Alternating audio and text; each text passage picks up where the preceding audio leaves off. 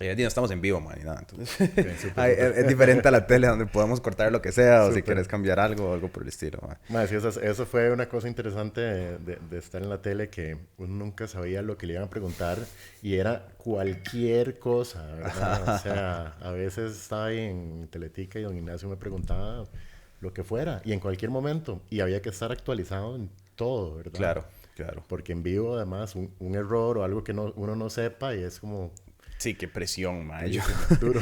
el otro día me fui a hacer como un live stream, pero en Twitch, ¿sabes qué? Cosas Twitch, Ajá. ¿verdad? Sí. Y me pasó lo mismo. Yo estoy muy acostumbrado. Yo aquí a veces hablo demasiado abiertamente y después voy y reviso. Es como, voy a ajustar. Pero estábamos ahí, el maestro estaba hablando, yo estaba hablando y yo, no, meter las patas acá en algún momento.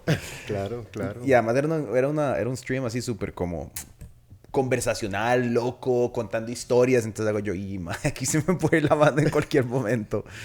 Ay, madre, pero no, muchas gracias por venir. Claro. Mira, Di, yo asumo que mucha gente tal vez reconoce tu nombre de algún lado. Ahora estamos hablando, en algún momento durante la pandemia, durante casi un año, estuviste como muy presente, conversando, explicando a la gente qué es lo que estaba pasando. Fue como 2020, 2021, ¿verdad? Ujú. Principalmente. Pero me encantaría retrocedernos mucho antes de eso, ¿verdad? Porque para llegar a hablar con cierta autoridad sobre medicina, tienes que tener un historial médico. Entonces, no sé si tal vez empezamos, me contás como, ¿cuál es tu historia? ¿Cómo llegas a ser el mae que habla de la pandemia eventualmente? Bueno, bueno, claro, claro. Bueno, yo soy científico, ¿verdad? Mi background es en ciencia, en biología molecular. Siempre quise ser científico, estudiar ciencia y me interesaron siempre los virus. Me interesó siempre la idea de utilizar tal vez virus para introducir terapias al cuerpo, Ok, que es algo, ¿verdad?, muy interesante. Ahora lo estamos viendo en carne propia, ocurriendo con vacunas y así. Y siempre fue como mi pasión. Entonces estudié primero biología molecular, después una maestría en emprendimiento, en negocios, porque cuando estaba en los laboratorios me topé con varios científicos muy brillantes y uno de ellos tenía una maquinita que usaban para, ya ni me acuerdo qué, en el laboratorio, pero él la había hecho, la armó, la creó, la diseñó y ahorraba, digamos, un proceso de una hora lo ponía en 20 minutos, 15 minutos. Entonces yo le dije un día, ¿por qué eso no lo vende a otros laboratorios? Y me dijo, no, es que en negocios eso ya me da miedo, no entiendo nada, mejor no me meto. Entonces yo dije, bueno, sería genial si en algún momento me topo alguna tecnología interesante, saber cómo desarrollarla para que no se muera, claro. ¿verdad? De cada 10.000 compuestos que tienen potencial contra cáncer o otras enfermedades, solo uno llega al mercado. Muchos de esos se pierden solo porque no se movieron, Qué loco. ¿verdad? Entonces yo dije, bueno, sería genial tener ese conocimiento. Estudié negocios y biotecnología y después empecé una empresa que manejé por varios años, vendí mis acciones en la empresa y decidí sacar el doctorado. Entonces me fui para Houston a estudiar virología y microbiología en Baylor College of Medicine. Y ahí trabajé en diferentes trabajos con diferentes tipos de virus. Me metí a trabajar en una empresa de biotecnología que hacía vacunas y antivirales, mientras iba sacando mi doctorado. Y después empezamos a trabajar en el laboratorio, era un laboratorio de cáncer de páncreas. Ok. Ellos trabajaban con desarrollar terapias contra cáncer de páncreas y parte era tratar de usar como el cascarón de un virus similar a VIH Ok. para encapsular medicamentos contra el cáncer ahí adentro. Porque los virus son muy buenos penetrando ciertas células, haciendo, ¿verdad?, entrando de diferentes partes del cuerpo y entonces se piensa que se pueden usar para entregar cosas al cuerpo, Claro. terapias ojalá contra cáncer. Y en el camino descubrimos una pequeña molécula que se llama MIR-198. Es una molécula que se llama una microARN. Ok. Hay 5.000 microARNs en nuestro cuerpo que hacen diferentes cosas. En conjunto regulan como 60% de los genes humanos. Ok. Básicamente vos tenés, en todas tus células tenés los mismos genes, ¿verdad? El mismo genoma. Pero tenés células de ojos, células de piel, células de cerebro, ¿verdad? Todas hacen algo diferente. Entonces es como tener, digamos, toda la música de Spotify en todas las células, Ok. pero escoges cuál canción vas a tocar en qué momento. Ok. Entonces eso se hace a través de transformar ese ADN en ARN. Es como el MP3 de la canción que querés tocar. Entonces, perdón, me perdí un poquito ahí. Ok, tenés entonces toda la música, tenés el ARN. Ese ARN se convierte en proteínas y ellas son las que normalmente pensamos que actúan sobre todas las cosas. Las ARNs también pueden ser no codificantes, o sea, no se convierten en proteínas, sino que juegan papeles estando en la forma de ARN. Hay de diferentes tamaños. Las micro son unas que al principio no pensábamos que fueran mucho, pero muy pronto nos dimos cuenta que en cáncer son súper importantes, en otros tipos de enfermedades son súper importantes porque regulan muchos de los procesos. Entonces, es como pensar que le bajan el volumen un poquito al ruido que puede ocurrir en una célula que eventualmente podría convertirse en un desbalance. Entonces, si vos eliminás una de estas microRNAs que le está bajando el volumen, digamos, a una proteína que causa crecimiento rápido, la quitas, le quitas el freno, esa proteína se produce a niveles altos y la célula empieza a crecer rapidísimo. Entonces se genera un tumor, ¿verdad? Okay.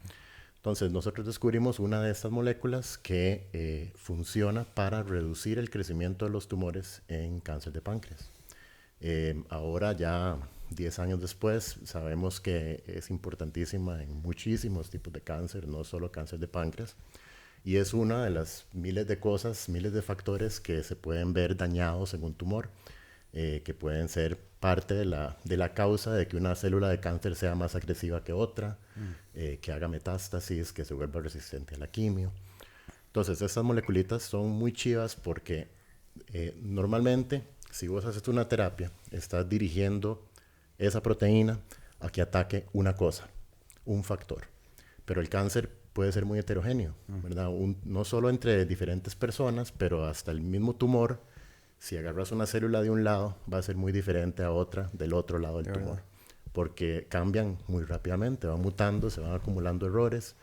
Y entonces es difícil darle con digamos, algo mágico así, que uno diga, esto va a funcionar para todos los tipos de cáncer. Pero esas moléculas microRNAs, ellas pueden atacar no solo una cosa ni dos, sino que 300, 500 factores. Y muchas veces esos factores están todos involucrados en una red de señalización en la célula.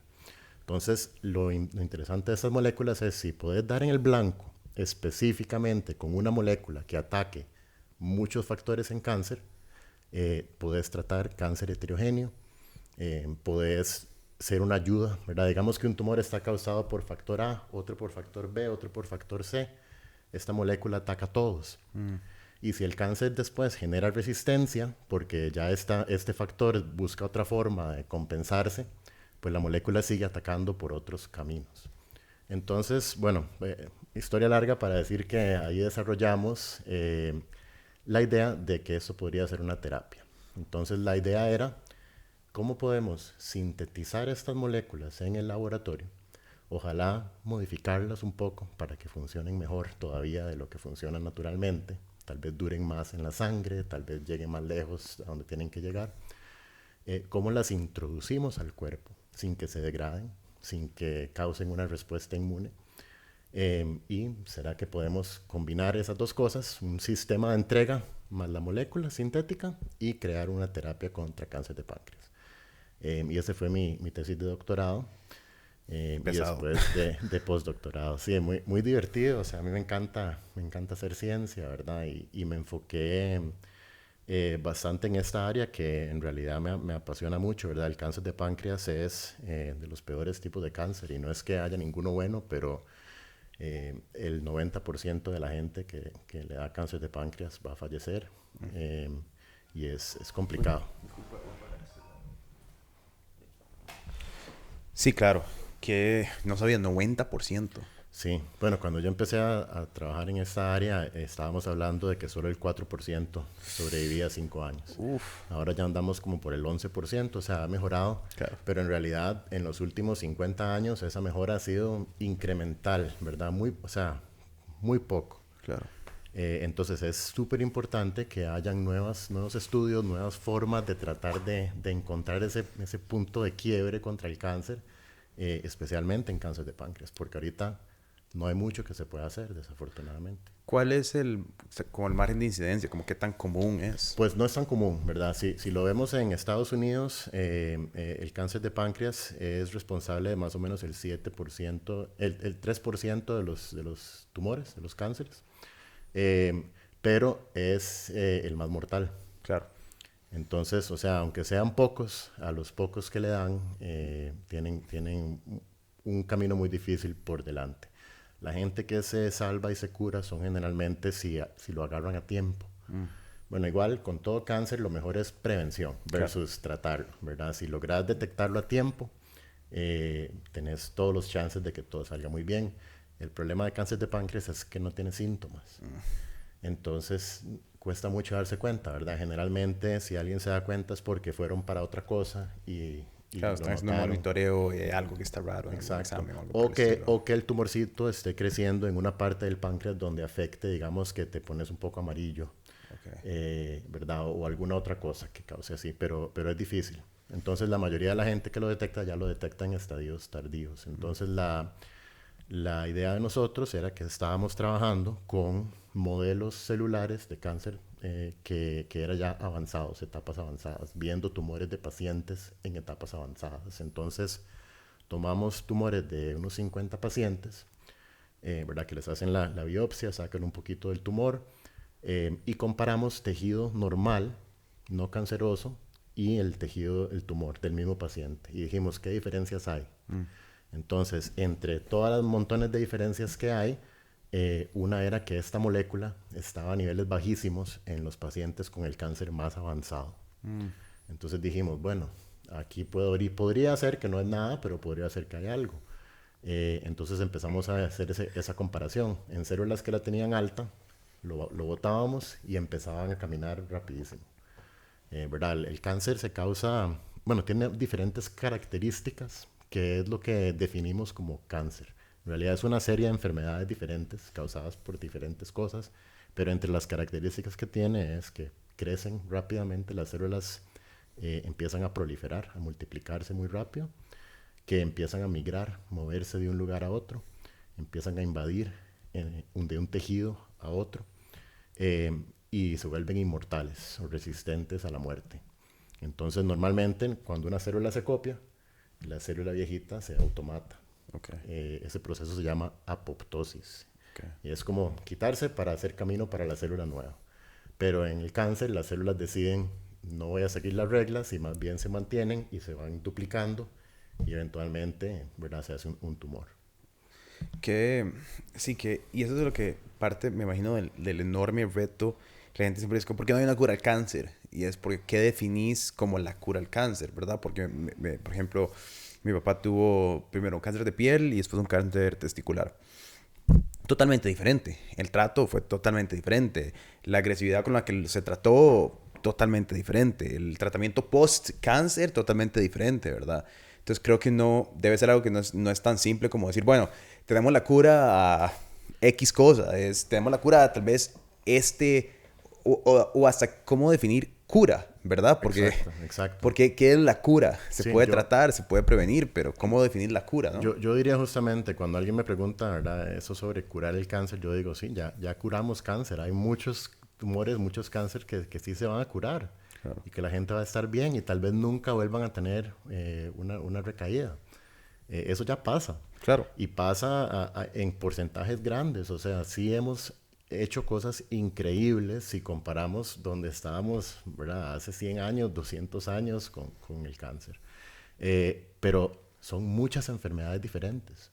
Entonces, eso requiere que en algunos casos tengamos que, conforme vamos aprendiendo más sobre el cuerpo humano, sobre cómo funciona a nivel celular y genético, molecular, el desarrollo de esas enfermedades, que sigamos desarrollando formas nuevas de atacarlo. Claro. Porque no todo va a servir para todo el mundo. ¿Verdad? Ahorita, por ejemplo, una de las terapias más nuevas que se está utilizando es inmunoterapia. Esto es básicamente enseñarle al cuerpo que el cáncer es un invasor que no debería estar ahí, ¿verdad? Como si fuera un virus. Entonces, la idea es prender y que el mismo cuerpo se active el sistema inmune y esas células inmunes atacan y destruyen al cáncer. Eso está generando, o sea, unos logros increíbles. Hay gente que tenía cáncer que ya les habían dicho que no había nada que hacer, se hacen esa terapia y se elimina. Wow.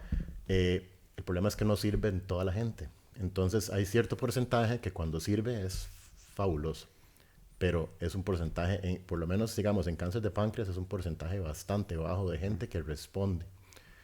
No significa que la técnica no esté funcionando, está funcionando genial. Pero sí vamos a tener que seguir buscando y al final la idea es, ¿verdad?, darle con todo lo que tengamos que puede funcionar para asegurarnos de que vamos a darle a esa persona la mejor calidad de vida, el mejor chance de sobrevivir. Claro, sí, es la eventual cura al cáncer, por decirlo así, ¿verdad? Probablemente va a ser un closet de armas, ¿verdad? O sea, va a ser diferentes cosas que utilizar, ¿verdad? O tal vez, o sí es posible que algún día tengamos una cosa que pueda atacar el problema de raíz. Bueno, veámoslo, por ejemplo, no hablando de cáncer, pero hablando de VIH. Ok. En los 80s, 90s, tener VIH era una sentencia de muerte. Ahora te da VIH y si tenés acceso a los medicamentos, puedes vivir una vida completa, normal y hasta sin transmitirlo. Entonces, no estás curado, el virus sigue ahí, pero efectivamente la idea sería que el cáncer se vuelva una enfermedad, en vez de una enfermedad aguda, asesina, que se vuelva algo crónico, ¿verdad? Puedo tratarlo, puedo mantenerlo ahí, ojalá se pueda eliminar completo, pero si no, que yo pueda tener una vida normal, completa, saludable, a pesar de... eso sería una gran meta, ¿verdad? Y ojalá un logro que lleguemos pronto. Claro, es como el siguiente paso más cercano, tal vez, tratar Claro. de moldear el cáncer hacia lo del VIH. Sí, totalmente. Qué buen parecido, ¿verdad? Porque en cierto momento, en los 80s, el pánico del VIH era, esto va a acabar con el planeta Tierra. O sea, Claro, y no es que no sea una enfermedad terrible, por supuesto. pero es manejable, ¿verdad? Entonces, eso es últimamente lo que uno siempre está queriendo lograr. Y con terapias cada día más accesibles, ¿verdad? Que eso es lo interesante, que Claro. ahora, o sea, para un tratamiento de VIH, digamos, yo me acuerdo ir a acompañar a tratamientos de radioterapia y son muy agresivos, ¿verdad? Y estás en un cuarto con escodes, los efectos secundarios son horrorosos. Si pudiéramos llevar eso a una pastilla que te tomas, una inyección de vez en cuando, también para la vida del paciente sería una revolución por completo, ¿verdad? Claro, y Cómo se trata. eso habla de, digamos, encontrar lo que se llama medicina personalizada, ¿verdad? Que es, en vez de decir, con esta misma terapia vamos a tratar a todo mundo y tu cuerpo responde diferente que el de otra persona, entonces tal vez te pega más duro. Es más bien, ¿qué es lo específico que va a servir contra lo que usted tiene? Y se lo vamos a hacer a la medida. Y esa va a ser su terapia, ¿verdad? Eso es como el sueño de la medicina futuro, ¿verdad? Que puedan llegar y te analizan el tumor. Dicen, este tumor tiene exactamente estos factores y va a responder exactamente a esas 5 medicinas en este orden durante este tiempo. Listo, pum, curado y no sufrió ningún efecto secundario. Ojalá eso sería la meta, ¿verdad? Todos los medicamentos van a tener un efecto secundario eventualmente. Eso es lo esperable, ¿verdad? Tenés, digamos, el nivel de medicamento que sirve y después el nivel de medicamento que es tóxico. Entonces, si me tomo un par de pastillas para el dolor de cabeza, me quitan el dolor. Si me tomo menos de lo que tengo que tomarme, no sirven. Me tomo las 2, funciona. Si me tomo 10, me puedo intoxicar. Entonces, esa ventana entre funcional y tóxico es lo que hay que establecer para todo medicamento. La quimioterapia trabaja con una ventana muy pequeña, porque la idea es arrasar con todo el cáncer que se pueda, ¿verdad? Haciendo el menos daño para el paciente. Pero por eso tiene efectos secundarios muy fuertes. ¿Verdad? Digamos, lo que nosotros estamos desarrollando ahorita es una terapia molecular dirigida a mejorar el proceso de esta molécula específica y que de momento no hemos visto que tenga efectos secundarios en un rango muy, muy amplio. Wow. Digamos, si la dosis efectiva está aquí, podemos llegar a 15, 20 veces esa dosis efectiva sin tener todavía un efecto Tóxico. exacto. Qué interesante. ¿Cuál es para estos sistemas y estos desarrollos, digamos, de cuando estás pensando en desarrollar algo tan complejo, digamos, estás diciendo, bueno, vamos a atacar un problema como sí, tal vez, como el cáncer de páncreas, ¿verdad? ¿Cuál es el proceso, digamos, que como compañía o proyecto llevan para poder acercar de cada... Porque tiene que ser un proyecto que lleva demasiada investigación, demasiado... O sea, Research and Development tiene que ser loquísimo, costoso, de muchos años, ¿verdad? A nivel de emprendimiento, ¿cómo se piensa esa logística? Porque tienes un producto que no vas a poder sacar por X cantidad de tiempo y además es una apuesta enorme, ¿verdad? Puedes pasar una década Claro, claro. desarrollando algo y al final no sirve. Y no que no sirva por que el esfuerzo, lo que se aprendió no valió la pena, pero al final del día, si lo piensas como emprendedor, digamos, ya ponete los zapatos de científico a emprendedor, ¿verdad? ¿Cómo manejas ese proceso? Debe ser súper complicado. Es muy complejo, tiene muchas partes y movimiento y requiere de mucha experticia que nadie puede tener solo una persona con toda esa experticia. Claro. Entonces requiere de un equipo muy bien conformado. Yo empecé a trabajar en este proyecto en el 2008, 2009. O sea, ya llevo bastante tiempo trabajando con esto. La empresa la fundamos en el 2014. ¿Verdad? Entonces yo estaba trabajando en Baylor. Salió una noticia de que logramos sacar una patente en Estados Unidos para la terapia y me invitaron a hacer una entrevista aquí en Costa Rica. Me vine para acá. Conocí a un grupo de emprendedores que se llama Carao Ventures, Sí. que me llamaron, o sea, me vieron en una entrevista, me llamaron para conversar y fui y los conocí. Y antes de salir de ahí, tomamos la decisión de que íbamos a hacer algo en Costa Rica, aunque fuera montar la idea y después contratar afuera a que las cosas se hicieran. Pero nos determinamos a que aquí había suficiente talento para poder sacar esto de acá. De ahí, a llegar a donde estamos, primero teníamos que poder sacar la licencia con la universidad de la tecnología, o sea, los permisos para poder utilizarlo. Tuvimos que, ¿verdad?, conformar la empresa en sí, sacar las licencias, negociar todo ese proceso para que las tecnologías, porque la universidad tiene, digamos, el deber de ver que una tecnología con potencial pueda comercializarse de la mejor manera. Okay. Entonces ellos se lo van a llevar al mejor postor que tiene la mejor chance de que se desarrolle. Siempre le dan la prioridad a los inventores, que son los que conocen la tecnología mejor que nadie, Claro. de ver si la pueden desarrollar de alguna forma. Entonces, bueno, primero fue convencerlos que nosotros teníamos esa capacidad, montar la empresa y desarrollar, digamos, el plan de ataque de los experimentos. Entonces, la FDA tiene ciertas guías de experimentos que ellos piden, ¿verdad? Para poder hacer un ensayo clínico tiene que demostrarnos que la droga es segura y que es efectiva. Okay. Para seguridad hay ciertos pasos. Tienen que hacer estudios primero in vitro, en células, después tienen que hacerlo en una especie animal pequeña, que pueden ser roedores, ratones, ratas, etc. Y después una especie grande, cerdos, monos, por ejemplo. Perros también puede ser. Entonces la idea es solo seguridad, o sea, ahí no se le hace ningún daño a los animales, hay que ya tener certeza de que la droga no va a ser tóxica a los niveles que se van a probar, ¿verdad? Y se examinan esas dos especies y se hace primero todo en casa, digamos, para setear los parámetros, ver cómo va a funcionar, qué problemas podrían haber. Si hay alguna toxicidad no significa que la droga no se puede usar, solo significa cómo contrarrestamos eso. Claro. Para que se pueda utilizar. Entonces tenés que hacer todo eso en casa y después enviarlo a un laboratorio experto que tenga las certificaciones que la FDA pide y ellos lo ejecutan. Ese proceso de que ellos ejecuten cuesta millones y millones y millones de dólares. Claro. Entonces tenés que tener toda perfección antes de mandarlo ahí. Y eso involucra mucha investigación básica, ¿verdad? Si tenemos digamos, nosotros utilizamos un polímero, un material nuevo que inventamos para formar nanopartículas que encapsulan nuestra molécula. Entonces, si metemos la molécula, digamos así, desnuda, por así decirlo, en la sangre, se deshace y no llega al tumor.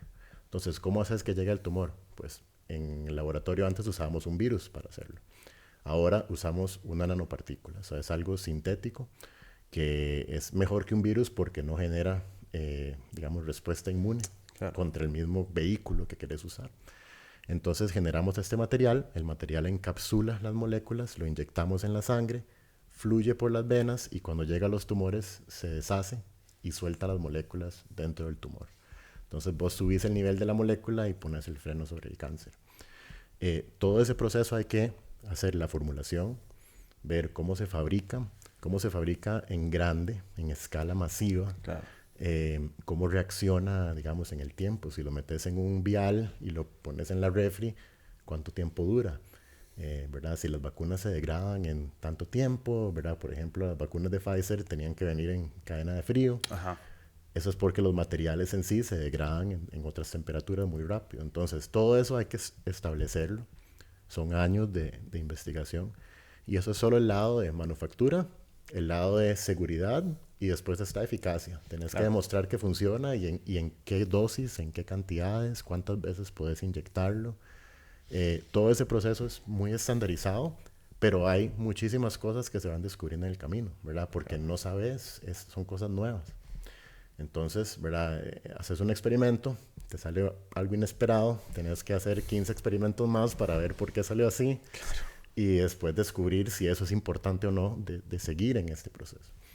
Entonces, bueno, hemos estado desde ese entonces haciendo todos este tipo de ensayos. Ahora ya estamos en una fase donde estamos mandando las cosas a laboratorios ya externos para que validen. Ya tenemos varios de estos procesos en camino, muchos de esos ya han sido validados. Nos falta más o menos como un año, ojalá, si todo sale bien, para ya tener todos los datos que la FDA pide para poder entrar en seres humanos. Pero eso conlleva una inversión sumamente alta. Entonces, ¿verdad?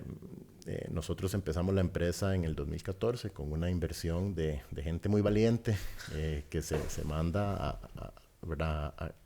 a creer en que ese desarrollo de verdad tiene potencial. Y con eso en el 2014 nos mantuvimos varios años haciendo esa ciencia para ir demostrando que de veras sí tiene potencial. Y cada vez que uno cumple un experimento es como un hito más. Ajá. Y después viene el otro reto y hay que volver a hacer el check. Y de vez en cuando la cosa falla y entonces hay que ver, ok, agarramos para acá, agarramos para allá, ¿qué hay que hacer, verdad? Es un trabajo muy creativo. A veces la gente no piensa que la ciencia sea muy creativa, pero en realidad es totalmente creativa. Yo lo siento como un arte total, claro. Especialmente cuando hay una meta a la que hay que llegar, pero hay 1.000.000 de formas de llegarle, ¿verdad? Hay que ser muy creativo. Entonces, bueno, ahora ya tenemos que hacer rondas de inversión secuenciales. Cada vez que llegamos a un hito se hace otra ronda de inversión. La idea es cada vez ir recaudando más fondos porque cada vez los experimentos son más caros. Pero cada vez se acerca más al objetivo. Claro, el riesgo va bajando, ¿verdad? Claro. Entonces, como dije antes, de cada compuesto que tiene potencial, si de cada 10.000, solo uno llega al mercado. Entonces, de esos 10.000, hay unos 200 que entran, digamos, en la etapa donde estamos nosotros ahora. Okay. De esos 200, 5 van a llegar a la clínica y de esos 5, uno llega al mercado. Entonces, cuando ya llegues a la clínica, o sea, ya hiciste los ensayos con los monos, ya tenés todos los datos de eficacia y de seguridad que la FDA pide, tenés todo lo de manufactura hecho, haces la aplicación para la clínica y si la FDA te da el ok, ya sos una de 5. Y ahí es donde ya la cosa se pone muy interesante, porque ya ese riesgo bajó tremendamente, claro. La valoración se dispara y ya es muy fácil, mucho más fácil recaudar fondos para seguir adelante. Al final, para llevar un medicamento de cero a farmacia, cuesta como $1.000.000.000. Dios. Sí, entonces hay que manejarlo, ¿verdad? De una forma siempre, bueno, por lo menos en nuestro caso, siempre tenemos en mente que esto sea un medicamento accesible, ¿verdad? Ojalá y lleguemos a ese punto. Entonces, en el principio tratamos de mantener todos los gastos lo menos claro. Extravagantes necesarios y hemos gastado tal vez o invertido tal vez una 10ª parte de lo que una empresa hubiera hecho en Estados Unidos, en Silicon Valley, claro. O menos todavía. Y hemos logrado mucho avance sin tener que gastar muchísima plata. Eventualmente habrá necesidad de que las cosas tienen que hacerse como tienen que hacerse, pero ojalá eso nos haya comprado por lo menos algo de negociación a futuro cuando claro. Ya lleguemos a tener partners o, ¿verdad? Otro apoyo de otra forma de poder decir mantengamos ese costo donde tiene que estar. Y me imagino que para eso de ahí ciertas compañías grandes que están en la mira, están buscando, que llegan y dicen, mira, me imagino de oncología deben haber específicos segmentos de venture capital que llegan y dicen, nosotros tenemos tanto y podemos firmar acá. O sea, que ya eso está muy estructurado, digamos. Claro, siempre es difícil porque tenés que llegar al punto donde ellos están acostumbrados a ver las oportunidades, Claro. ¿verdad? Entonces, eh, lo que nos hemos enfrentado mucho a lo largo del proceso ha sido como, wow, eso es increíble, son genios, qué excelente idea. Cuando lleguen a este punto, hablemos, ¿verdad? Y entonces Sí. es como, bueno, sí, necesito $1 millón para llegar a ese punto. ¿Cómo, verdad? ¿Dónde se consigue esa plata para lograrlo? Sí, qué complicado eso, ¿verdad? Sí, entonces es complicado. Ha sido toda una experiencia de aprendizaje, ¿verdad? También para todos nosotros. Pero bueno, hemos llegado bastante lejos y espero que podamos llegar hasta el final de la meta. Sí, qué loco. Y qué loco debe ser como tener, no sé, como tener cierto grado de certeza y tener esa certeza como reafirmada durante el camino y llegar a una mesa y decir como, pero vean lo que hicimos y cómo fuimos probando y te dicen, sí, pero todavía tienes que llegar acá para... Y vos, sí, pero si nada más me lo dieran, podríamos llegar más Claro, rápido, claro, ¿no? ¿verdad? Y cada vez Qué que frustrante. cada vez que llegamos a otro punto que lo confirma, Claro, o sea, porque o sea, yo tengo mi molécula tatuada en el brazo, ¿verdad? O sea, yo creo en esto totalmente y creo que todos los que trabajan conmigo también creen en esto fielmente porque lo hemos visto funcionar, sabemos lo que estamos haciendo. Pero, o sea, hay que llegar y yo entiendo, o sea, hay que sí, tener la evidencia para que la gente diga, ok, de verdad esto va a funcionar. Y con toda la razón, porque la gran mayoría falla. claro, Pero sí, a veces uno desearía, ¿verdad?, tener acceso a fondos para poder caminar de una forma ilimitada, ¿verdad?, claro. rapidísimo. Pero bueno, yo creo que hemos hecho mucho, especialmente estando aquí en Costa Rica, que no siempre fue un proceso fácil. Me imagino. A veces ha sido muy complejo, pero también tiene sus grandes beneficios. Uno siendo el talento. Mm, O sea, los científicos con los que yo trabajo son, bueno, tal vez es que he tenido toda la suerte del mundo, pero todos son espectaculares, ¿verdad? Y entonces ese acceso al talento es increíble. Trabajamos en un laboratorio acá, el CENIBIOT, Centro de Innovaciones Biotecnológicas. Ahí hicimos un convenio con ellos para poder co-desarrollar varias ideas y hemos estado trabajando ahí en ese espacio. Eso nos ha beneficiado muchísimo porque tenemos acceso a equipos, a apoyo científico, a gente con ideas, ¿verdad? Para también compartirlas y trabajar en conjunto, que es espectacular. Y bueno, como dije antes, esto no se logra solo, hay que tener apoyo de todos los lados, entonces ha sido también ir a tocar puertas en todas las universidades, en, ¿verdad?, diferentes empresas y tratar de montar vínculos que nos ayudan a hacer las diferentes partes que tenemos que cumplir. Y muchas veces no sabemos qué es lo que viene después, porque todo depende de cómo salga este experimento, claro. qué tenemos que hacer ahora. Y puede cambiar completamente la dirección en la que uno va. Y también hay que estar muy dispuesto, digamos, si mañana yo veo que los datos indican que esto está fallando y no hay forma de mejorarlo, también hay que estar dispuesto a, bueno, 20 años de mi vida cerrado Sí, y seguimos con la segunda idea, claro. ¿verdad? Y seguir Porque adelante seguir y... adelante y ojalá hemos creado, bueno, sé que hemos creado suficiente valor con las tecnologías ahora que no es como todo o nada, ¿verdad? Digamos, la tecnología de la nanotecnología que hemos desarrollado, esto que sirve para encapsular nuestras moléculas, sirve para encapsular cualquier molécula. Entonces, el año pasado firmamos una licencia con una empresa americana que están usando nuestra tecnología para meter sus propias moléculas al cuerpo. Entonces, ya con ese valor generado, ¿verdad? Y mucho ha sido generado por ticos, ¿verdad? Que hemos impulsado las tecnologías. Cuando empezamos teníamos una patente provisional, ¿verdad? Que es cuando vos aplicas a la patente y la están estudiando, se vuelve provisional por un año.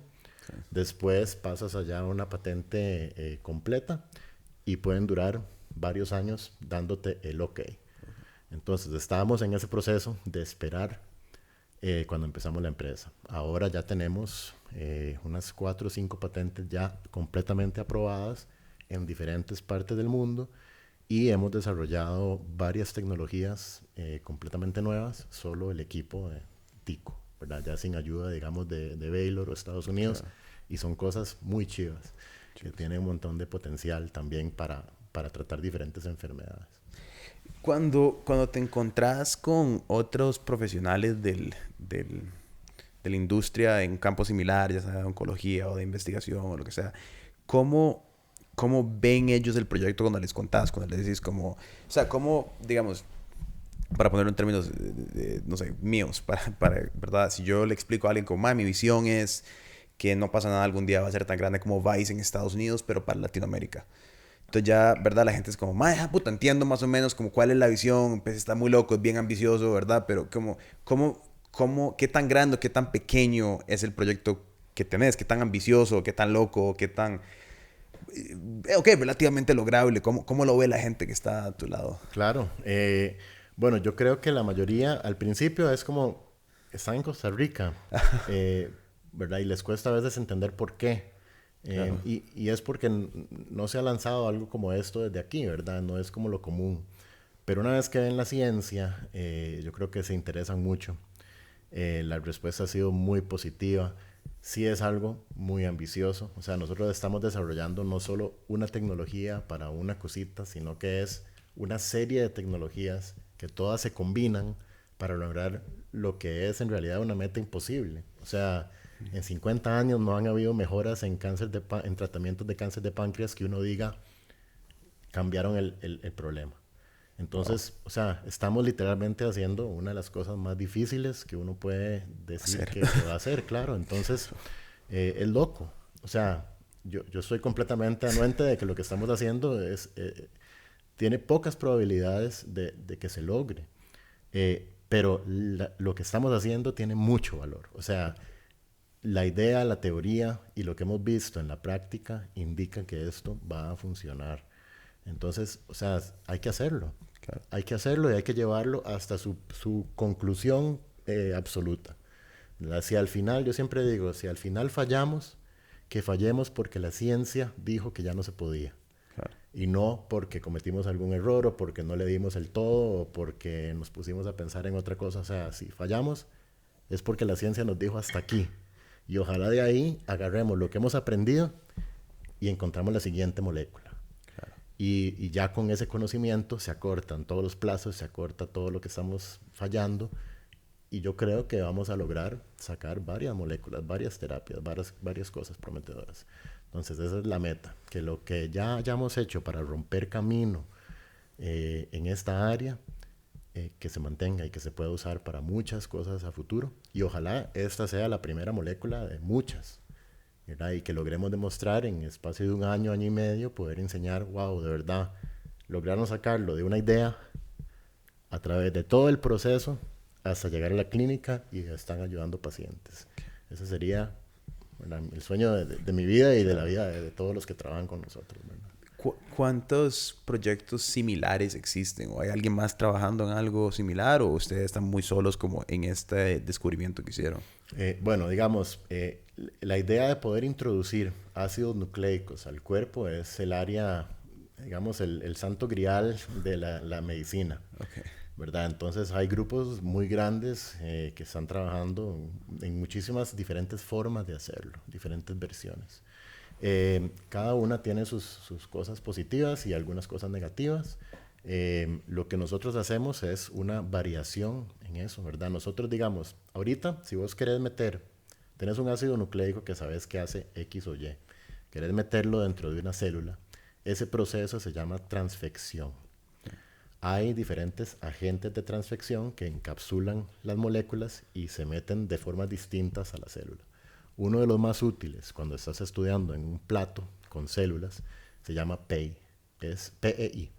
Es un polímero que es muy bueno condensándose con ácidos nucleicos. O sea, tiene una carga positiva y el ácido nucleico es negativo, entonces se atraen y forman nanopartículas. Es muy bueno encapsulando o condensándose con estos ácidos nucleicos y es muy bueno penetrando células, pero es muy tóxico. Entonces lo puedes usar en el plato para un experimento, pero no puedes meterlo en un ser humano porque va a ser demasiado tóxico para esa persona. Entonces su uso ha sido limitado. Lo que nosotros hacemos es que agarramos otro polímero, que más bien es el opuesto. No es tóxico, ya se usa en varias aplicaciones en seres humanos, pero tiene una carga negativa. Entonces, al unirlo con ácidos nucleicos, más bien se repelen, porque los dos son negativos, como poner dos imanes juntos. Claro. Entonces, lo que hacemos es que agarramos ese que no es tóxico, lo rompemos en fragmentos, y con esos fragmentos recubrimos las partes tóxicas del otro polímero. Entonces, generamos un material nuevo que básicamente es muy bueno encapsulando los ácidos nucleicos, pero con una toxicidad bajita, porque está siendo recubierto básicamente por este otro material. Entonces, la idea es simple, no estamos reinventando, digamos, una cosa completamente distinta, sino más bien es lo que ya sirve, hagamos lo que sirva bien en humanos. Entonces, es una idea, yo creo, muy prometedora. Claro. Y si logramos que funcione, pues puede ser revolucionaria. Hay mucha otra gente trabajando en esta área. Yo espero que seamos uno de muchos éxitos y que hayan muchas opciones, ¿verdad? Y ojalá la gente vea que lo de nosotros avanza lo suficiente para que otros grupos nos sigan diciendo, queremos probarlo, queremos hacerlo, queremos usarlo y nos ayuden a moverlo más rápido. Claro. Que ahora tengo tantas preguntas es como, pero digamos, me interesa como a cuántos años estás de poder introducirlo como a los trials en la FDA. Pues creo que más o menos a un año es como la meta plazo que tenemos. Puede ser que se extienda un poquito, yo diría máximo año y medio a que tengamos todos los datos. Pueden fallar cosas en el camino. Puede ser que un experimento no salga bien y haya que volver a arrancar con cierta parte. Entonces ahí es donde se pueden extender las cosas. Al final es biología, es ciencia, ¿verdad? No es algo certero como escribí este código y va a caminar, ¿verdad? Sino que hay que ver cómo se comporta en vivo, en un ser vivo y ver qué pasa. Pero más o menos la meta que tenemos es de unos 12 meses para completar todo lo que falta. Eso también requiere que tengamos dinero para hacerlo. Claro. Y esa es como la parte más crítica ahora, es ojalá ya tenemos suficiente evidencia científica que ahora podemos ir a grupos grandes, experimentados, de personas que invierten específicamente en esta área y recibir fondos ya más grandes, unos 5 o 10 millones de dólares, claro, para completar lo que falta en poco tiempo y ya estarnos preparando para la clínica. Claro. Qué loco, o sea, de una década o un poco más de una década a 12 meses estás claro, viendo la luz al final del túnel cerca. Claro, nosotros lo vemos así increíble, muy, muy, muy cerca. Es que ya es palpable, ¿verdad? Ya se siente que ya estamos llegando a ese momento. Siempre decimos que todavía nos falta mucho, porque muchas cosas tienen que salir bien, claro, todo tiene que alinearse, pero sí, o sea, ya estamos increíblemente cerca. Y ya estamos viendo que lo que hemos hecho ha generado mucho valor, ¿verdad? Ya tiene mucho valor. Claro. Ya tiene bastantes usos. Ahora estamos como probando las mismas tecnologías en otras áreas, ¿verdad? Y algo de eso fue a raíz de la pandemia, por ejemplo, que decidimos agarrar las tecnologías que tenemos y redireccionarlas para que en vez de atacar el cáncer, ataquen el virus. Y lo empezamos con el coronavirus. Logramos de ahí sacar un par de patentes nuevas, de tecnologías nuevas que podrían ser antivirales y eso podría funcionar para otros virus. De verdad.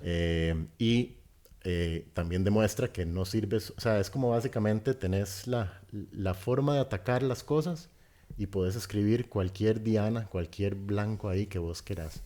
Si con tal de que sea una molécula que podés atacar, tenés el chance de modificar la tecnología y usarla para otra cosa. Entonces ahora la idea es, bueno, tenemos esta plataforma con muchísimo potencial que otra gente puede darnos sus dianas, sus ideas que quieren atacar, que han estado trabajando, lo metemos dentro de lo nuestro y ojalá logremos, ¿verdad?, avanzar más allá varias cosas. Es muy interesante, es muy prometedor y hay muchas opciones. Sí, es muy loco. O sea, es muy loco como como de un proyecto nacen otras aristas y en el camino, ¿verdad? Viendo, bueno, y para solucionar un problema tuyo similar al profe que tenía que solucionar un problema de él, ¿verdad? Pero al final no pasó, pero vos con esa misma mentalidad que ya estás metido en un proyecto, decís, bueno, tengo que solucionar este problema que tengo, ¿cómo vamos a meterlo? Bueno, ahí hagamos esto y ahora tenemos todas estas funciones que podemos hacer encima de, Claro, ¿verdad? claro. Y bueno, otra cosa es también, a lo largo del proceso hemos conocido gente que está haciendo cosas increíbles también. Y una meta mía es, bueno, identifiquemos estas ideas y veamos cómo hacemos para impulsarlos, ¿verdad? Esta infraestructura que hemos creado de conocimiento, con esta agrupación de científicos muy específicos que saben de muchas cosas y son multidisciplinarios. O sea, a mí me encanta, pero es como un gran cerebro de ideas. Entonces, si traemos a alguien más, por ejemplo, hay profesores de las diferentes universidades que están trabajando con nosotros ahora, que tienen algunas ideas brillantes, así brillantes que uno se queda atónito. Y la idea ahora es más bien como decirles, vengan, trabajen con nosotros, les ayudamos a que eso se impulse Claro. y vemos cómo lo movemos juntos, porque al final, o sea, la idea de nosotros es fantástica, pero hay muchas cosas que hacer todavía, hay muchas formas de atacar cáncer y muchas formas de atacar otras enfermedades que si ya hemos hecho todo este proceso para poder desarrollar los medicamentos, vengan y vamos desarrollando en conjunto, ¿verdad? Al final, hagamos todo lo posible por tener una mejor humanidad. Qué interesante pensar que de esas 10.000 a unas, ¿verdad? ¿Cuántas se pierden? No necesariamente porque la ciencia falla, sino porque en el mismo proceso hay fallos de conocimiento o de expertise en el desarrollo de negocios. Porque ahí, sí, está bien, tenés una gran tecnología, pero tenés que mercadearla, tenés que venderla, ir a sentarte en una mesa de inversionistas y convencerlos, ¿verdad? ¿Cuántas de esas estaremos perdiendo? No porque la ciencia está mal, tal vez el fondo de la ecuación que genera la ciencia está bien hecha, pero que simplemente no hubo una forma de generar el capital un proyecto quedó y dijeron, bueno, muchas gracias Claro, por claro, ese es uno mejorar. de los riesgos más grandes, ¿verdad? Especialmente en la ciencia es difícil, o sea, por ejemplo, para mí, que soy una persona muy introvertida normalmente, tener que ir a buscar inversionistas y conversar con gente nueva, a veces no fue fácil, especialmente al principio, ¿verdad? Claro. Ya después uno se va acostumbrando, va ganando ciertas habilidades y va mejorando en las cosas, pero para una persona tal vez que pensó que iba a llegar y ponerse audífonos en el laboratorio y estar haciendo experimentos y de repente estar en un mundo de negocios, es complejo. Esto, ahora. Entonces sí, por eso yo digo, tiene que ser un gran equipo en el que uno se pueda empalancar y ojalá con gente de diversas áreas, ¿verdad? Claro. Que puedan apoyar al científico en sí a tener una empresa, un negocio y poder desarrollarlo. Sí, es vacilón. Ahora, bueno, recientemente me senté con Franklin Chang, yo te mandé la entrevista, ¿verdad? Y él por el final, conversación similar, ¿verdad? Él me decía, mira, y tenemos, desde que estoy en la universidad, en MIT, haciendo ecuaciones, que vi esto como el futuro. Y para mí lo fácil, me decía él, ¿verdad? Es la ciencia detrás de todo. Lo más complicado es ir a convencer, ¿verdad? Y uno dice, puta, de todo, o sea, que vos veas lo fácil como la parte que el resto del mundo ve. No fácil, ¿verdad? Pero como lo que le nace a él, lo que el resto del mundo ve como la vara más loca del mundo y lo que debería ser más sencillo, que es, ¿verdad? Es contradictorio, interesante y un toque frustrante también pensar qué habremos perdido en ese camino. Claro, claro, y bueno, por dicho no tiene un modelo como Don Franklin, ¿verdad? Que, puchiga, para mí como niño, ¿verdad? Toda nuestra generación, yo creo, lo El admiran héroe. a un nivel, ¿verdad? Y bueno, yo conocí a Don Franklin cuando salió mi patente y él me invitó a Liberia a ir a hablar con él. Qué loco. O sea, se tomó un par de horas hablando conmigo sobre un montón de temas y o sea, súper humilde, súper inteligente a un nivel increíble. Y al final él me dijo, deberías tratar de hacer esto en Costa Rica. Y es como, ok, Sí, listo. señor. Sí, señor, claro. O sea, es que es una inspiración, ¿verdad? O sea, que él lo pueda lograr Claro. y hacer lo que está haciendo al nivel que lo está haciendo.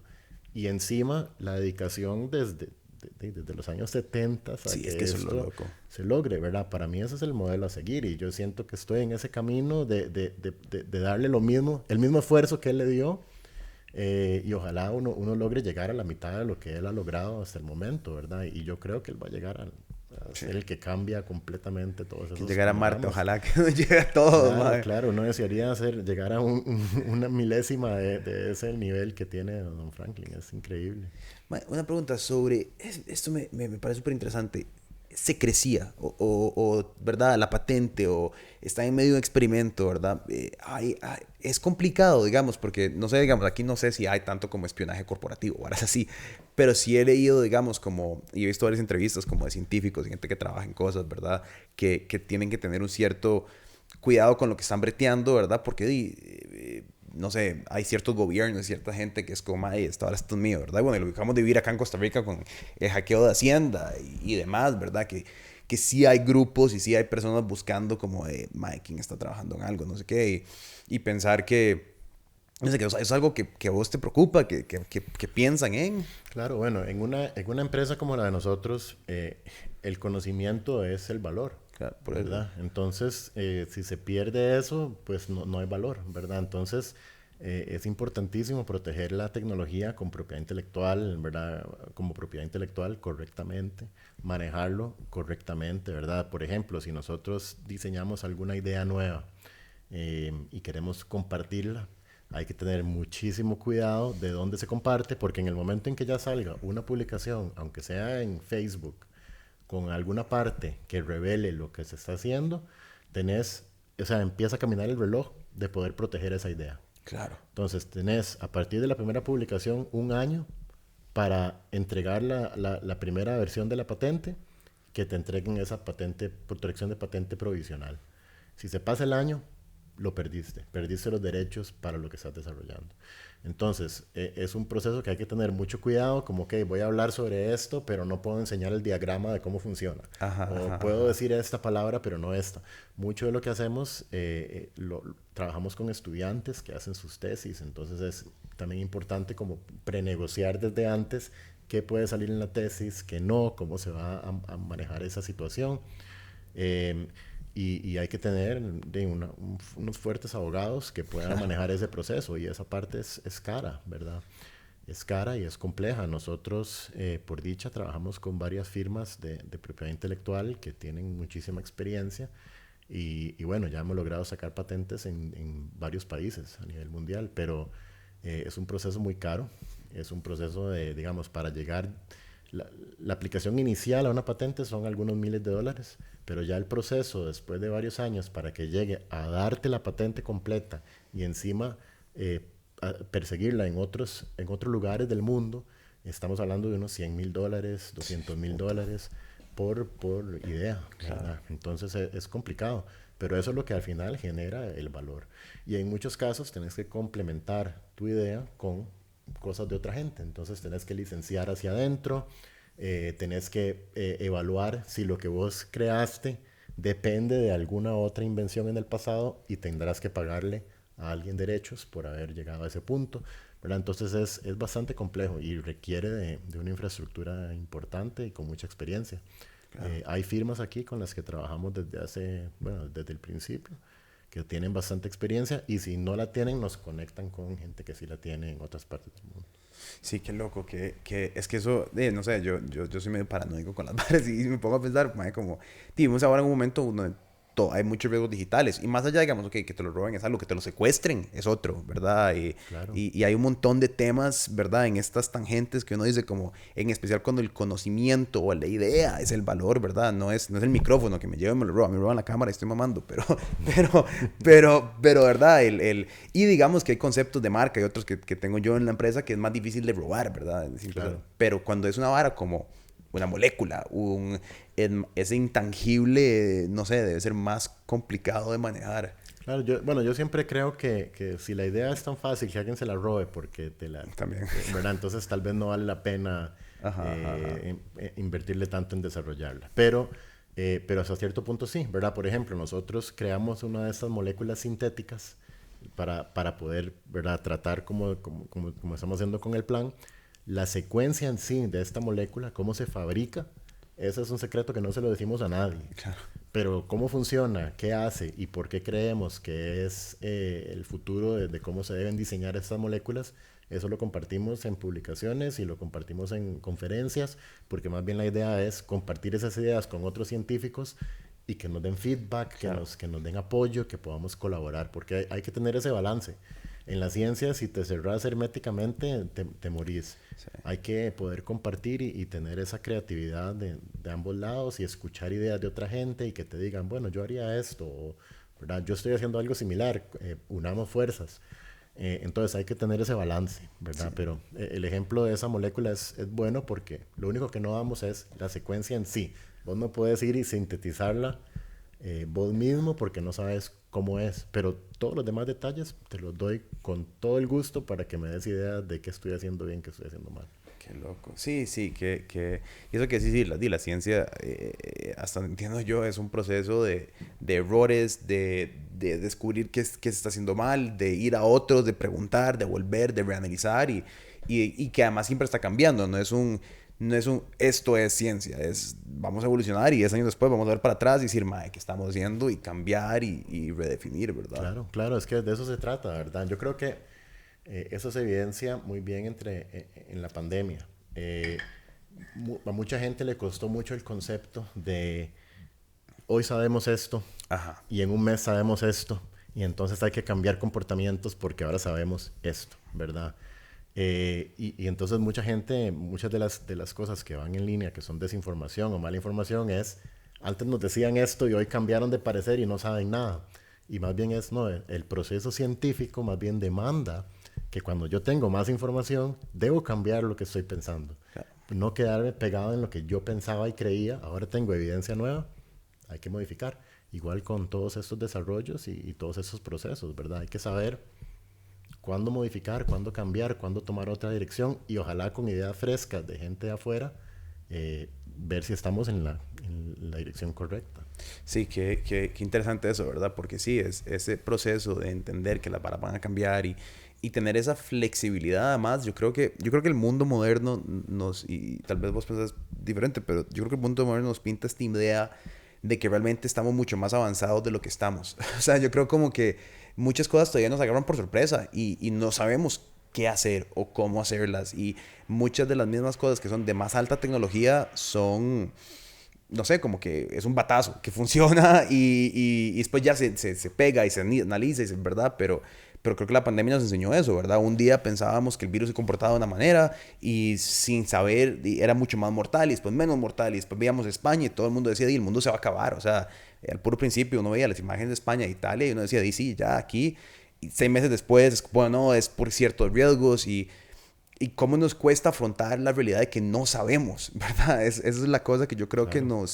que nos consterna, porque es más fácil, esto yo lo hablaba durante todo ese tiempo, lo hablaba mucho, yo decía como, yo creo que parte de nos están mintiendo, es un sentimiento de que es mucho más, te da mucho más tranquilidad pensar que hay alguien en control que te está mintiendo a aceptar la realidad de que realmente no se sabe y se Claro. está explorando en la incertidumbre. Claro, por eso las teorías de conspiración caminan tanto, por eso tienen tanta fuerza, Exacto, ¿verdad? Porque la incertidumbre es lo más difícil para que un ser humano logre aceptar. exacto. Y de ahí, todo se basa en incertidumbre. Y la ciencia lo que trata de hacer es, entre esa incertidumbre, ver cuál es la evidencia más fuerte y, ok, ahí es donde estamos. De aquí partimos hacia adelante. Pero todo lo que viene es incertidumbre.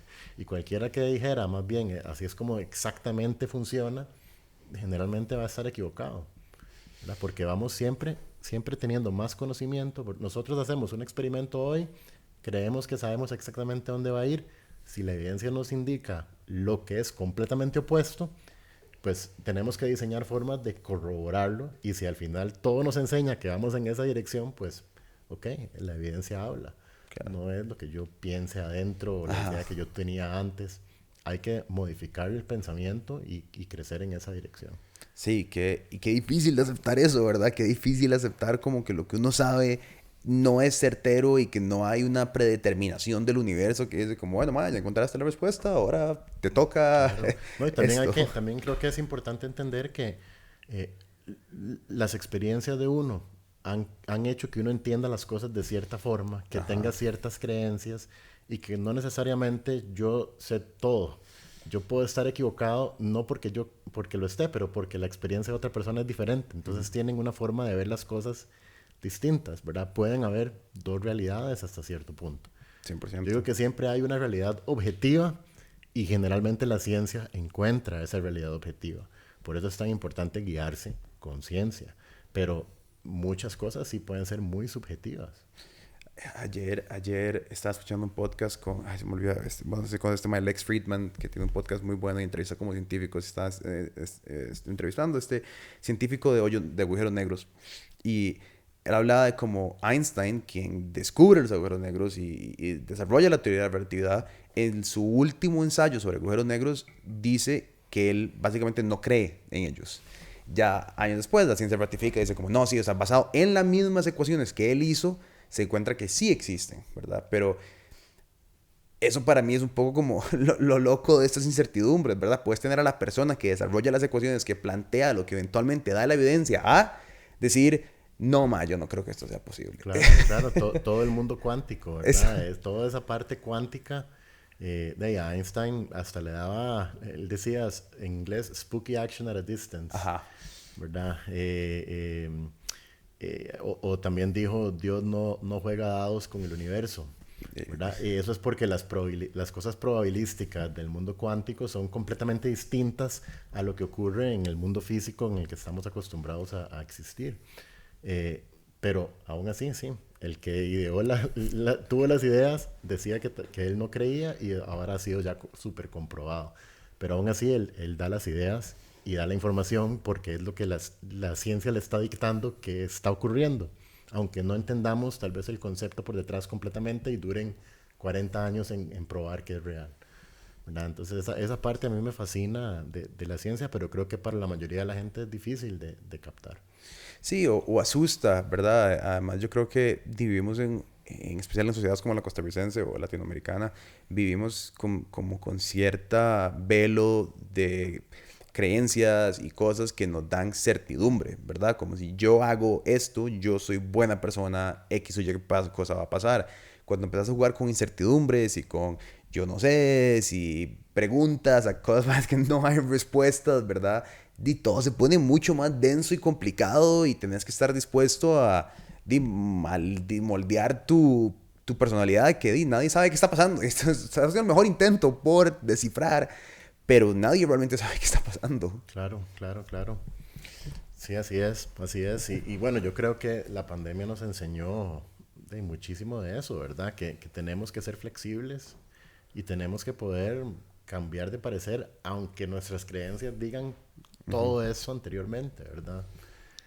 Uno de los dogmas más grandes de este virus era que desde estudios de 1938 se pensaba que ese tipo de virus se transmitía más que nada por gotas grandes que salían de la boca y caían a 2 metros, ¿verdad? Conforme fue avanzando la pandemia, nos empezamos a dar cuenta que también se esparcía, y más bien primariamente en aerosoles, que más bien en vez de agarrar para abajo, agarran para arriba y se mantienen en el cuarto por horas y se acumulan en espacios cerrados. O sea, todavía hay muchos científicos que se niegan a aceptar que el virus se esparce por aerosoles. Y eso cambia mucho la forma en la que se está lidiando con esto, ¿verdad? Por ejemplo, el riesgo es estar en un lugar cerrado, ¿verdad? Te metes en un carro, cerrar las ventanas, eso se llena de aerosoles en 2 toques. Entonces, ese es un lugar muy riesgoso, pero si abrir las ventanas, deja de ser riesgoso, porque ya se filtra.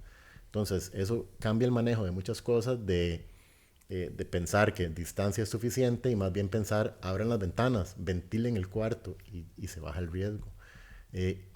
Todo eso fue evolucionando conforme fuimos aprendiendo, ¿verdad? Y para mí, o sea, digamos, parte de las cosas que ojalá se hubieran hecho mejor era comunicar esas cosas de una manera, conforme se va llegando a ese conocimiento, salir y decir, ok, ahora sabemos esto, cambien el comportamiento, bajemos el riesgo de lo que está pasando y va a ser mucho más fácil manejarlo, ¿verdad?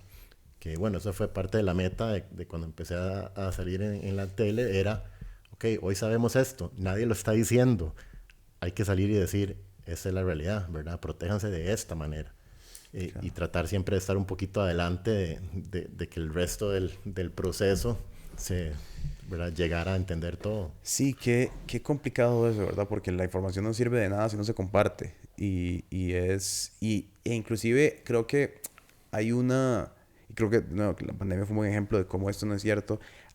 A veces yo sentí durante ese proceso de que había un elitismo de información, como que sí, como que vamos a quedárnoslo nosotros y ustedes tomen esto porque no van a poder manejar el cambio o no van a poder entender, pero si te das cuenta, la mayoría de la gente cuando le decías, hey, maes, ahora es esto, la gente iba a decir, ok, y después, ma, ya no es esto, y lo que a la gente no le gusta es que sientan que le están metiendo como 10 con hueco, Claro, y claro, ahí es claro. donde empezás esa fricción y ahora quedamos en este mundo como tan desconfiado de ese mismo proceso, porque si igual de entrada le explicas a la gente, más, vean, el proceso científico es una vara que cambia.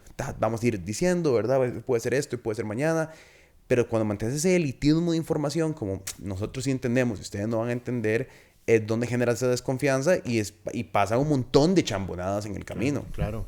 No, para mí eso es súper importante. O sea, en parte cuando empecé a aparecer en noticieros y así, era justamente porque yo veía, y no es justo que la señora que no sabe leer y escribir, que limpia las casas, no tenga acceso a la misma información científica relevante que el virólogo que trabaja en este laboratorio. O sea, todo mundo debería tener ese conocimiento. Entonces la idea era, ¿cómo explicamos esto de una forma simple, directa, que no sea necesario entender ciencia y haber estudiado medicina, pero que yo también entienda el concepto de por qué tengo que cuidarme? Y la meta era, hay que hacerlo frecuente, hay que hacerlo en diferentes formas, hay que ir a diferentes tipos de medios, porque hay gente que escucha la radio, hay gente que ve la tele al mediodía, ¿verdad? Y todo el mundo tiene el derecho de poder cuidarse y además siendo una enfermedad que se puede volver algo exponencial el crecimiento, entre más gente sepa que con abrir la ventana, o, ¿verdad? Ya bajaron el riesgo, pues vamos a tener menos casos. Entonces esa era la meta.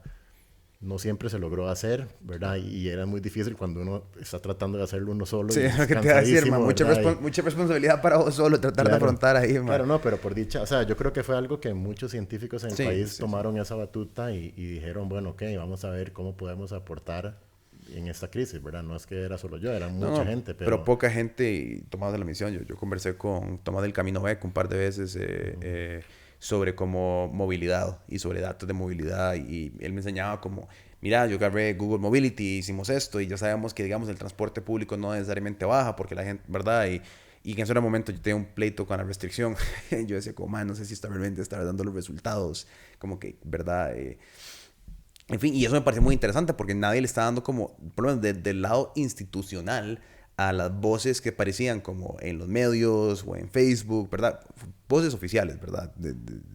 Separemos un toque los campos. Ujú. Eh, no había tanta pelota, ¿verdad? Y entonces, de nuevo, creo que eso ahora terminamos con este triste momento en el que muchas personas simplemente dicen como, ah, yo no creo en nada, no sé qué, nunca vamos a volver a vacunar, o sea, Claro. y entonces, es una cagada porque sí tiene efectos secundarios serios sobre la sociedad. Ahora, en Costa Rica por lo menos es un porcentaje bajo, pero vas a otras sociedades y es muy alto. Digamos, en la gringa es un Claro, claro, despelote lo que está. casi mitad y mitad, ¿verdad? Y Es muy loco, mae.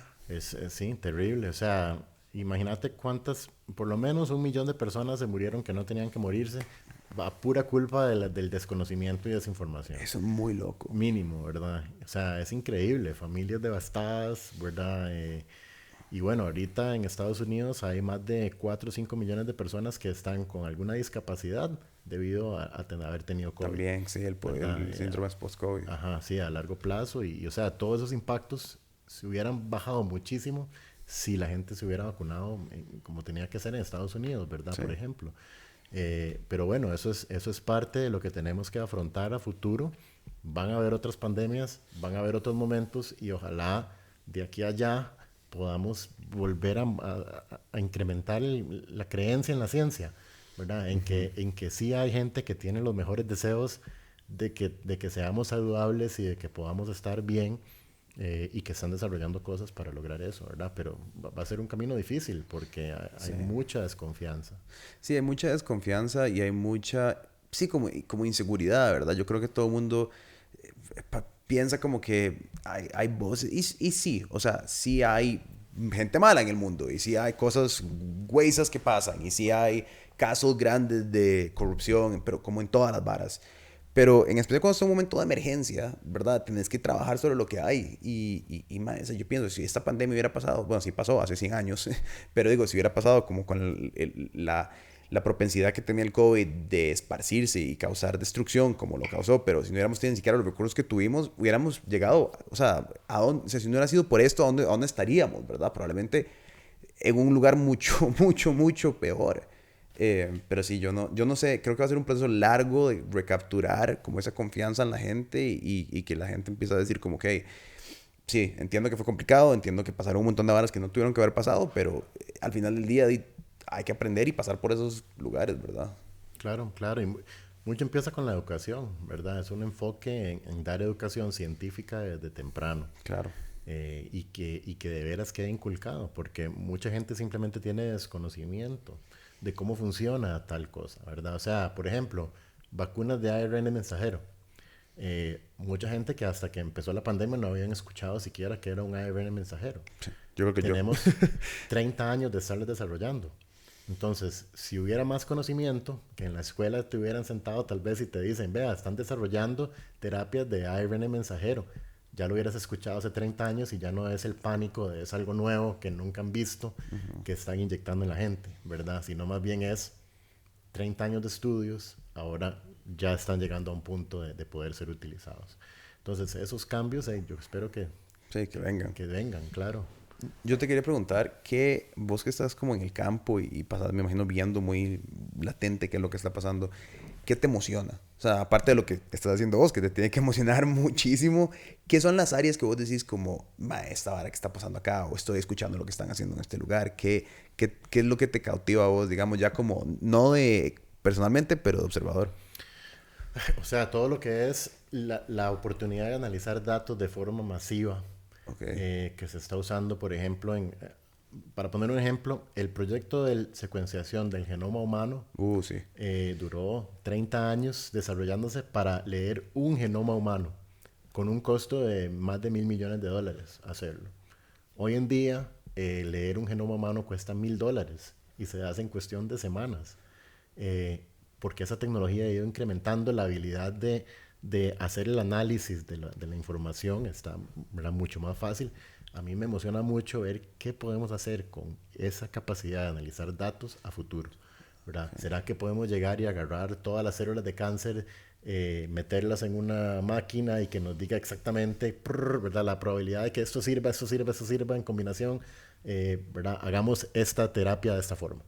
O sea, yo siento que esa habilidad de analizar información va a cambiar cómo estamos haciendo muchas cosas. A mí me emociona mucho eso. Me emociona mucho que ahora, a raíz de lo que pasó en la pandemia, la infraestructura de poder desarrollar terapias de ácidos nucleicos como ADN, ARN, ahora hay mucha infraestructura, porque antes vos querías fabricar una molécula de ARN y habían 3 o 4 empresas que podían hacértelo. Ahora hay más de 100, 200. Entonces, yo creo que eso va a abrir nuevas fronteras a estas nuevas terapias moleculares, tecnologías de ADN, de ARN que vamos a tener, que nos van a permitir atacar puntos débiles de enfermedades que antes no podíamos atacar. No existía esa tecnología. Entonces, a mí eso me emociona tremendamente. Qué loco para empezar con la capacidad de analizar datos, qué loco todo lo que está pasando en ese espacio, como agarrar y cada día es más, digamos, no sé, pues ahora con Machine Learning agarras y le tiras algo y le decís, bueno, ma, de esto, exponencial, proyectate tantas secuencias de esto y te va tirando resultados y sí, yo lo he pensado en otros campos, nunca lo había pensado con medicina y con análisis de ese tipo, pero sí, qué interesante poder agarrar y decir, ok, mae, hacer el experimento 100 millones de veces hasta que nos digas Claro, cuál es la más factible de todas estas y sin tener que gastarte claro. 300 trillones de Hace, dólares. hace poco tiempo, creo que hace menos de 2 años, salió una nueva inteligencia artificial que puede predecir la estructura de una proteína. Entonces, la proteína se forma con una secuencia, ¿verdad? Se lee el ADN, se lee el ARN, se lee la secuencia de la proteína y se forma la proteína. Pero no sabemos exactamente al leer la secuencia cómo se va a doblar cuando se forme y qué estructuras secundarias va a tener. Okay. Entonces cuesta mucho diseñar algún inhibidor, algún medicamento que se pegue con esa proteína porque no sabemos exactamente cómo se ve. Yeah. Y ese proceso de descubrir la estructura de una proteína a veces dura años y años, décadas, haciendo diferentes pruebas para poder llegar a tener una foto de, ok, así es como se forma, se dobla de esta manera y entonces hagamos un inhibidor que quepa aquí. Ahora con esa inteligencia artificial, o sea, sacaron prácticamente todas las proteínas posibles, Claro. la estructura en días, ¿verdad? En meses y con eso tal vez no sea 100% perfecta, pero nos aproxima muchísimo más a poder decir, ok, ahora sí, sabemos cómo es esta proteína, sabemos cómo es aquella, diseñemos cosas que puedan afectarlas. O sea, eso va a revolucionar también todo lo que estamos haciendo. Claro, porque me parece que te aproxima, sí, 100 millones de respuestas, agarras 5 y empiezas a trabajar por ahí. Claro, claro, o sea, el potencial es enorme, ¿verdad? O sea, si pensamos solo en lo que es medicina molecular, o sea, en los años 50 descubrimos la estructura del ADN. Claro. O sea, no es hace tanto tiempo, Sí, sí, no, ¿verdad? hace fácil. Y ahora, 70 años después, tenemos terapias que utilizan esas ideas para curar enfermedades, para tratar enfermedades. Es increíble. ¿A dónde vamos a llegar en 50 años más? Sí. Puchica, ojalá a descubrir muchísimas cosas, ¿verdad? Ahora hay un gran push que se está haciendo también por encontrar cómo luchar contra envejecimiento. Sí. Para mí eso es, ¿verdad? Como increíble que estemos hasta discutiendo esa posibilidad, pero es el futuro. Ojalá lleguemos a eso, ¿verdad? Sí, el otro día sacamos un artículo hace, creo que ayer o anteayer, precisamente sobre eso, sobre cómo empezar a, cuáles son las partes de nosotros que se envejecen y cómo modificarlas y cuáles son los animales que no, bueno, ¿cómo se llama? Las medusas que tienen esa parte, ¿verdad? Y analizar ese proceso. Y si, de nuevo, si podemos tirar experimentos de inteligencia artificial para que nos ahorren gran parte del brete, es muy loco. Ahora, ayer estaba viendo que con ChatGPT 3 ahorita para diagnosticar pacientes, entonces le tiran como el paciente se presenta con tal y tal síntoma, tal y tal vara, tal y tal cosa, y te tira, bueno, madre, mira, yo creo que puede ser A, B o probablemente va a ser B, o creo que recientemente pasó el examen de admisión de John Hopkins, Wow. ChatGPT 3. Wow. Y ya ahora viene ChatGPT 4, que creo que si ChatGPT 3 tiene como 100 millones de incisos de lenguaje, creo que ChatGPT 4 son como 1 trillón, o sea, es como 100 veces, 10 veces el nivel de lenguaje.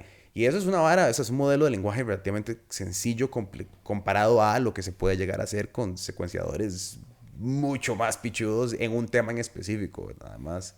Claro, claro, entonces el potencial es increíble. Y de ahí, ojalá vayamos para eso, ¿verdad? Sí. Claro. La otra hora que estaba leyendo era sobre CRISPR Ajá, y, CRISPR. y modificar todo y modificar el genoma por medio de procesos específicos. Claro. Y a dónde estamos llegando con eso. O sea, todavía creo que no han, o sea, como que no se ha hecho público una gran cantidad de lo que CRISPR está llegando a hacer, pero me imagino que eso también va a tener aplicaciones, por ejemplo, si logras cambiar partes para el cáncer, para enfermedades, para ciertas, o sea, más allá de solamente quiero, no sé, Claro, una vara imagínate si específica. tenés una enfermedad como fibrosis quística y tenés un cambio en un gen que te está causando esa enfermedad y puedes entrar con estas tijeras moleculares que básicamente recortan aquí, recortan ahí, eliminan el error y sellan. ¡Pum! O sea, te curás Sí. y sería fantástico, ¿verdad? Falta todavía para llegar a eso, pero por algo las inventoras recibieron el premio Nobel, Ajá. ¿verdad? Hace poquito, que fue en corto tiempo desde que lo descubrieron hasta que lo recibieron. Jennifer Doudna, por ejemplo, es una de ellas, que de verdad, o sea, lo merecen porque es algo que va a revolucionar la medicina a futuro, de verdad, y de ahí van a seguir habiendo este tipo de descubrimientos, ojalá hayan muchos más, ¿verdad? Y de ahí han ido surgiendo cosas nuevas que se van sumando, ¿verdad? Nuevas ideas de cómo se mejora, cómo se puede aplicar en células de humano, cómo se podría aplicar para curar una enfermedad. También ocurren cosas que no deberían ocurrir, como por ejemplo en China un científico que se mandó a hacer un experimento en dos gemelas. No sé si viste No, eso. ese no lo vi. Trató de curar, de hacerles una modificación para que no pudieran infectarse con VIH. Ok. Entonces hay cierta gente que es inmune a VIH, porque VIH necesita dos receptores en la célula para poder engancharse y entrar dentro de la célula. Okay. Y algunas personas les falta una de estas receptores. Tienen una mutación, entonces solo tienen un receptor. Entonces el virus no se logra enganchar y no logra entrar en la célula. Entonces él modificó las células de estas niñas para que no tengan ese receptor. Y en teoría son inmunes a VIH. Pero no sabemos todavía suficiente sobre los errores que se pueden cometer al hacer eso. Claro. Y el temor es que esas chiquitas puedan desarrollar cáncer a edad temprana, porque tal vez les hizo esa mutación, pero ¿qué otras mutaciones les causó? Claro. Y, o sea, entonces fue un grave error ético Claro. haberlo hecho y el maestro está en la cárcel y todo. De verdad. Por haberlo hecho. No debería pasar, pero, digamos, evidencia que a futuro podríamos llegar a algo así en unos 20 años, 15 años, ¿verdad? Ojalá ya con toda la evidencia correcta. Sí, bueno, ahí sobre ese campo ético y CRISPR es bien interesante. Bueno, más allá de como que se haga malpraxis o que algo así, ¿verdad? Pero como es que me nace como creo que hay todo un debate, ¿verdad? Como por ejemplo, si vos podés modificar el embrión para que tenga ciertas características específicas que vos pensás, porque no sé, decir que en 50 años vos, no sé, pongas en una compu como, ay, yo quiero que mida 1,83 m, tenga mis ojos, el pelo de mi esposa, no sé, Claro, ¿verdad? claro. Se parezca más a mi abuelo porque lo quería mucho, ¿verdad? Que no es una fantasía tan loca de pensar, o sea, tal vez hoy sí, pero en la progresión y evolución de material, cómo manejar ese tipo de dilemas es Claro, es un complicado. área muy interesante, Sí, ¿verdad? es muy loco. Hay una película que se llama Gattaca, Ajá. que habla justamente de eso. Es muy buena. Tengo que Ya verla, es no la he viejita, visto. pero es muy buena. Sí, al final la sociedad se convierte en, o sos un niño creado específicamente para hacer, digamos, para poder ser mejor nadador o poder ser, ¿verdad? Lo que sea, y si naces de una relación natural, sos visto como de una clase más baja, porque no tenés perfección Claro. genética, ¿verdad? Ajá, ajá. Eso puede ser una realidad, ¿verdad? Es un Total. área, porque digamos, ok, ahorita vas a tener un hijo y te dicen que va a tener alguna deformidad, pero podríamos arreglarla si le modificamos esto. ¿Quién dice que no sea lo ideal, verdad? Para eliminar ese problema, pero ¿a dónde se para? Exacto. ¿Verdad? ¿Quieres que sea un poquito más alto, más fuerte? Es un área muy interesante y va a tomar, ¿verdad? Por eso, digamos, ahora en este momento no se pueden hacer ese tipo de modificaciones justamente por todas estas cosas éticas. Pero conforme se vaya desarrollando la tecnología y lleguemos a un punto, en algún momento la pregunta va a ser, ¿deberíamos?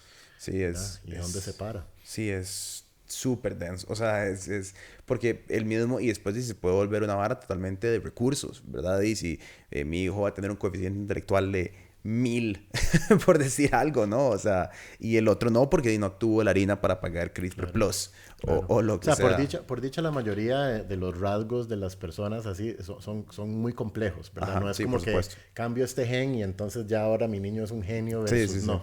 Eh, Creo que va a ser mucho más complejo que eso, pero definitivamente van a haber ciertos rasgos que se van a poder modificar y que sí van a ser importantes, van a tener importantes consecuencias sobre generaciones futuras, definitivamente. Sí, sí, es que en la biología siempre entran esos términos éticos, ¿verdad? De qué es lo que está haciendo, cómo es lo que está haciendo, qué es lo que está modificando. Y en la misma medicina, ¿quién tiene acceso a ciertas cosas, ¿verdad? Como y todo el debate durante COVID, como si la vacuna debería ser como, por ejemplo, totalmente accesible a todo el planeta Tierra. ¿Quién va a tener acceso primero? ¿Cuáles son las patentes que están conservando las diferentes casas farmacéuticas? Si las deberían de liberar o no deberían de liberar.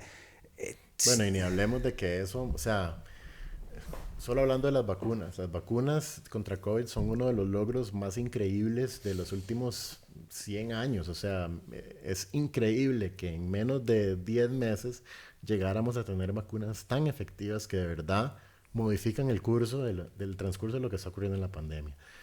Pero al mismo tiempo son uno de los fallos más grandes de la humanidad porque no se dieron equitativamente. mm, ¿Verdad? Ciertos países acapararon para tener 8 o 10 dosis de la vacuna para toda su población, mientras en otros países todavía hay gente que no ha tenido acceso a vacunarse. Y mucha gente ha muerto a raíz de eso. O sea, tenemos vacunas que pueden reducir el riesgo de muerte en un 80-90%. todo el mundo debería tener acceso a ellas y no solo los países más ricos, ¿verdad? Hay ciertos tratamientos que son caros, como Paxlovid, por ejemplo, Ujú. que reducen el riesgo de muerte en 90% en la gente más vulnerable. Aquí no lo tenemos, ¿verdad? Sí. ¿Por qué? ¿Por qué no tenemos acceso a esos medicamentos, verdad? Para mí esa es una de las cosas más que han demostrado la inequidad que tenemos en el mundo y eso se ha evidenciado en la pandemia tremendamente, porque todos sufrimos, pero no todos estábamos en el mismo barco, Sí, ¿verdad? definitivamente. Y entonces ahí es donde se ve de verdad que tenemos una sociedad injusta y que hay mucho que hacer para mejorar la igualdad de toda la gente, empezando con igualdad de conocimiento, pero también de medicamentos, bueno, y de todo lo demás que conlleva, ¿verdad? Qué estúpido, porque al final del día es súper contraproducente hasta para los mismos países que tenían el acaparamiento. Yo me eché todo un monólogo y un pleito con esta hora, porque yo decía, "Man, no puede ser que sean tan cortoplacistas en decir, vamos a tener 10 por cada ciudadano si el virus empezó en China. O sea, no puedes ver que si en Haití no tienen una sola vacuna, eso puede repercutir directamente sobre Inglaterra. O sea, Claro, claro. hasta por tu propia supervivencia deberías de tener el reconocimiento de decir, es en mi interés que todo el mundo tenga vacunas. No importa si le das 100 millones de vacunas a tus propios habitantes, es más importante diversificarlas que acapararlas. Exactamente, Pero vivimos en exactamente. este mundo de acaparación de recursos en el que es más importante que yo tenga 100, que vos tengas 0, sin importar que eso tenga una consecuencia directa sobre mí, ¿verdad? Así es, así es. Y bueno, cuando estamos hablando de un virus como COVID, el riesgo es que las personas que no se han vacunado tienen más chance de que el virus se replique más enormemente, hayan más mutaciones y salgan variantes que pueden llegar a ser resistentes a las vacunas. Ujú. Hay más probabilidad que eso ocurra en alguien que no se ha vacunado a que ocurra en alguien que se ha vacunado. Entonces, si hay muchas partes del mundo que todavía no tienen vacunas, hay más chance de que surjan estas variantes Sí. y de ahí nos veamos otra vez en una situación más negativa, ¿verdad? Y más chance de mutaciones más agresivas y más severas, porque como semilleros, como pasó en China súper agresivamente y ya abrieron y están viviendo las consecuencias de abrir bueno, porque su vacuna es un poco diferente, pero también porque no hubo exposición. Y bueno, y entonces empiezan estas varas. Yo, como, ¿cómo es que no lo están viendo? O sea, ¿cómo es que no lo ven? Ya, gracias a Dios, estamos en un momento mucho mejor de donde estábamos hace 2 años. Claro. Pero pudimos haber evitado mucho dolor y pudimos haber acortado ese sufrimiento si hubiéramos tenido una forma más equitativa de repartir estos recursos, ¿verdad? Claro, claro. Bueno, repartir todo tipo de recursos, ¿verdad? O sea, muchas de las cosas de la pandemia es que se dieron, digamos, por igual en todas las condiciones. Y, digamos, yo nunca entendí, digamos, si vamos a cerrar los restaurantes, ¿por qué tenemos que cerrar todos, verdad? Si hay que cerrarlos, ¿por qué no se cierran solo los que no tienen ventilación? Ajá. Y todos los demás que se acomoden, hagamos una ventana, ¿verdad? Sentemos gente en la acera, al aire libre, ¿verdad? O sea, ese tipo de cosas, mucho de eso no se hizo, ¿verdad? Y Sí. no se pensó como de forma más individual, específica a las condiciones, en vez de llegar y hacer algo global hacia todos. Sí, eso fue uno de mis grandes pleitos en ese momento con lo que estaba pasando, porque era frustrante ver esta. Y a ver, yo entiendo que la burocracia es complicada y que los gobiernos son diferentes a las aplicaciones que uno piensa, ¿verdad? Pero esos son los momentos donde yo creo que el liderazgo es importante y tener una persona que pueda discernir ciertas acciones y decir, madre, mira, ahí, puta, no sé, sí está bien, esto es lo mejor, pero vamos a llegarlo hasta acá porque también hay diferentes aristas sobre qué es lo que está pasando. Yo me acuerdo, fuimos a grabar una cuartería en ese momento y las restricciones que le están aplicando al país no aplican para una cuartería. Y la información, y estaba esa señora con una máscara y yo decía, mae, sí, pero vivís en un cuarto hacinado con 50 otras personas, ¿me entendés? Entonces son estas varas de como incorporar conceptos a la realidad, ¿verdad? Me acuerdo una vez que yo tengo varios amigos que son chefs y cocineros y creo que el Día del Padre cayó un sábado y cerraron el país como un viernes, día antes del Día del Padre, como con 12 o 14 horas de anticipación. Claro. Y yo me acuerdo y todos mis amigos diciendo, "Mae, pero yo mandé a comprar. O sea, yo no puedo, ¿qué hago con, ¿me entendés? No, no Claro, es, claro, los negocios sufrieron, o sea, es que sí, correcto. Yo muchas cosas tampoco las logré entender. Eh, yo creo que hubo, o sea, puedo decir directamente que al puro principio hubo mucha apertura con científicos, hacían bastantes grupos de pensar en todo lo que todo lo que se sabía. A mí me llamaron a participar en varios grupos, entonces pude ver directamente que sí se estaba haciendo como este esfuerzo de manejar conciencia, ¿verdad? Y al final de ahí, si la ciencia dice esto hoy y mañana dice esto, no podemos volver y decir, puchica, ¿por qué no lo hicieron así? Porque no se sabía. total. Pero ese proceso, hubo un momento donde por lo menos yo sentí que dejó de seguirse hasta ese punto, ¿verdad? Y entonces fue como de ahí, ¿verdad? No sé, bueno, para poner un ejemplo, eh, cuando ya la evidencia era muy robusta de que esto se pasaba por aerosoles, lo primero que yo hice fue ir a comprar un medidor de dióxido de carbono. Ese es un aparatito que te dice cuánto dióxido de carbono hay en un espacio. Entonces, si estamos respirando y hablando, se va a llenar más de dióxido de carbono. Eso diría que si yo estoy contagiado y estamos aquí un buen rato y se satura el espacio, no solo sube el dióxido de carbono, sino que sube la concentración de virus que hay aquí y Claro. por ende el riesgo. Entonces, normalmente hay 400 partes por millón de dióxido de carbono en el aire libre. Eso es lo que hay en el ambiente. Si sube a 900 partes por millón o 1000 partes por millón, significa que más del 5% del aire que estamos respirando ya salió de los pulmones de alguien. Entonces, en ese Claro. momento hay mucho riesgo de contagiarse si alguien estuviera contagiado. Entonces, o sea, en mi casa empezamos a ir a diferentes lados con este medidor y entonces uno sabía, bueno, aquí estamos en 600, 500, el riesgo es demasiado bajo, tranquilos, ¿verdad? Qué loco, Me monto en un taxi, por ejemplo, y si las ventanas están cerradas, yo siempre le saco el medidor al señor y le explico y le digo, vea, ahorita estamos en 8000. El riesgo es enorme. tremendo, Ajá. pero abrimos la ventana así y baja a 600. Entonces, o sea, ¿por qué no se hizo eso? Eso es Se le súper explica a todo el mundo, bueno. se compran medidores para, ¿verdad?, los lugares y se manda un grupito que vaya y diga, ok, en esta área usted no tiene que preocuparse, aquí no hay que usar mascarillas, tranquilos todos. En este cuarto tienen que abrir una ventana o poner un filtro o usar mascarilla, porque aquí el riesgo es muy grande. Eso se sabía desde tal vez junio, julio del primer año, ¿verdad? Sí, qué loco. Pero todavía es momento que no se ha implementado. Eso, yo nunca, o sea, a mí nunca, la primera vez que escucho una implementación de un medidor así para una, y que tiene todo el sentido del mundo. Todo el sentido, y es lo más lógico, Sí, ¿verdad? claro. Entonces, siempre uso ese ejemplo del carro porque creo que para mucha gente es muy difícil de visualizarlo, pero yo siempre me imagino, y esto lo vengo diciendo desde hace años, que es, imagínense que la gente anda un cigarro en la mano, ¿verdad? Y si estamos en un espacio abierto, al aire libre, eso se va, no hay riesgo. Pero si estamos en un carro y cerramos las ventanas, en 2 toques estamos ahogados del humo. Es lo mismo. Y es solo tener conciencia. Un medidor así ayuda mucho a crear esa conciencia, porque vos sabes, entro al súper, Claro. espacio amplio, estamos en 600, 500, el riesgo es bajo, ¿verdad? Entro en un baño, ¿verdad? Estoy en un restaurante comiendo, si es amplio, yo soy tranquilo. Casi siempre trato de sentarme en la terraza o cerca de una ventana para estar más tranquilo. Pero si me levanto a ir al baño, que de repente es así, el nivel sube a 2000 en 2 toques. Entonces ahí yo me pongo mascarilla. Y así es como yo manejo mi riesgo, ¿verdad? Claro, Cada quien va a manejar su riesgo de forma distinta. Y cada quien está anuente a cuál es el riesgo que quiere aceptar. claro. Entonces, ¿verdad? Esas cosas se deberían comunicar de esa forma y Sí, explicarle a la gente a los riesgos. Por ejemplo, ahora ya no estamos en el riesgo de que me da COVID, podría ser que me muera. O sea, ya ese riesgo está súper bajo para la gran mayoría de la gente, especialmente los vacunados.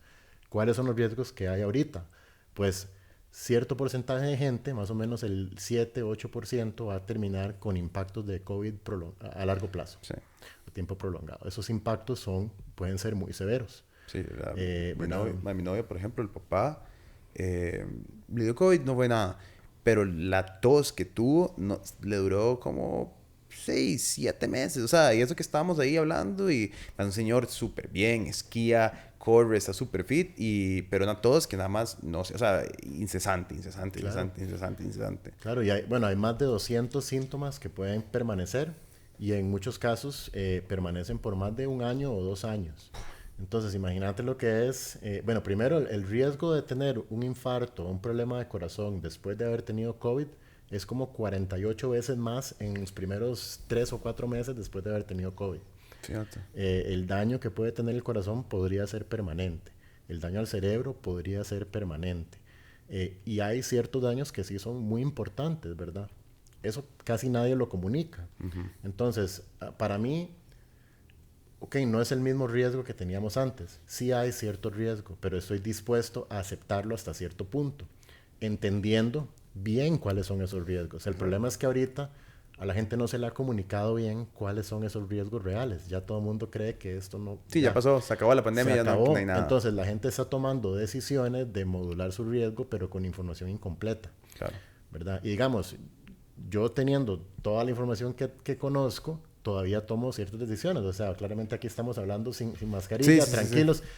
Es un riesgo que estoy dispuesto a tomar, pero tal vez no estoy dispuesto a tomarlo yendo al baño de un bar donde Ajá. me expongo por ningún motivo. Porque, ¿verdad? Si quiero estar con mis amigos tranquilo hablando, es un riesgo que estoy dispuesto y estoy tranquilo, no tengo ninguna preocupación.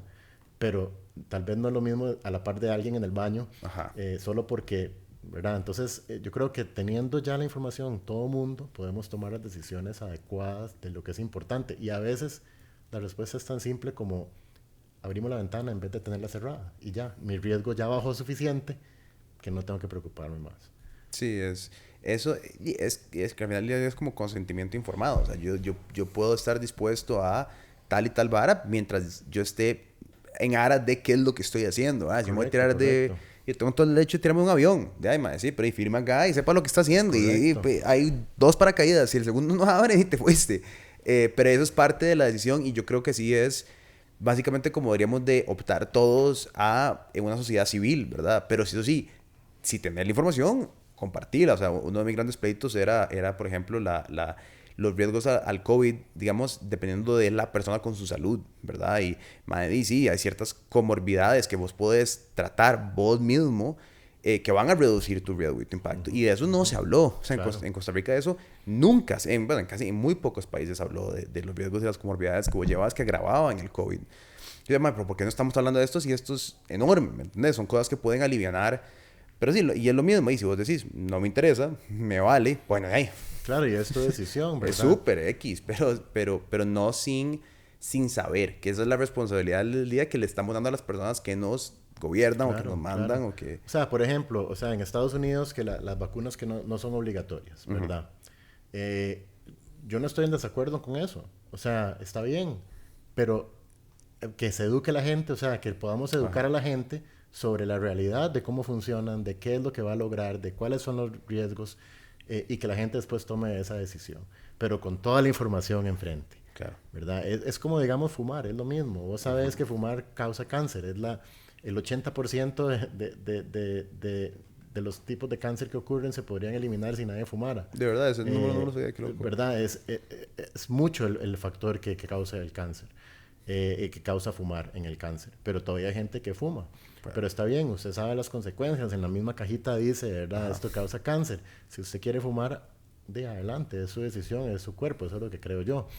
Eh, pero con la información adecuada, Sí, ¿verdad? exacto. Sí, es Lo, que eso lo es... difícil es eso, que cuesta mucho que esa información llegue y que a veces sea explicada de una forma realmente correcta para la persona que está escuchando, ¿verdad? Porque no es lo mismo, digamos, yo veo un análisis de por qué el cigarro causa cáncer y puedo entender muy bien cuáles son los factores que se están activando, qué es lo que está pasando. No es lo mismo llegar con esa información, explicarle a otra persona tal vez que no tiene ningún conocimiento científico por qué no debería fumar. Hay que buscar otra forma de hacer llegar ese conocimiento para que lo puedan entender de veras y poder tomar esa decisión. Sí, yo me acuerdo en la pandemia meterme a leer, no sé, como un estudio en Nature, ¿verdad? Y yo como leyendo párrafos y párrafos y yo decía, madre, qué putas está diciendo eso, ¿verdad? Pero para tratar de como digerir yo la información de primera mano y tener que mandar mensajes a gente, madre, ¿qué significa esta vara y todo? Porque sí, en un ensayo de investigación robusta, estás en el 7º párrafo de la página 23, donde están enseñando muestras y ecuaciones, y uno es como, sí. Claro, no, y bueno, y ese es uno de los grandes problemas de la desinformación. Gente que comparte cosas falsas, ¿verdad? Como, las vacunas están matando gente, o las mascarillas nunca funcionaron, o, ¿verdad? Todo eso que circula ahora, que en realidad son análisis mal hechos de estudios, ¿verdad? Y uno que sabe, en 5 segundos dice, o sea, eso es ridículo. Obviamente las mascarillas sí ayudan, y tenemos toda esta evidencia y ese análisis está mal hecho. Pero si vos no sabes hacer esos análisis porque no has estado expuesto a esa forma de pensar, te puede parecer muy veraz, ¿verdad? Claro. Y ese es el gran problema. Hay gente que hizo mucha plata en la pandemia vendiendo ivermectina, vendiendo algunas otras tonteras, dióxido de cloro, ¿verdad? O sea, y se aprovechan de que la gente necesitaba información, que necesitaban saber qué estaba pasando y que no tenían acceso a entender. Entonces salen y dicen, yo soy doctor en tal, aquí vendo la pastilla mágica. Claro. Millones de dólares, millones. Sí, claro.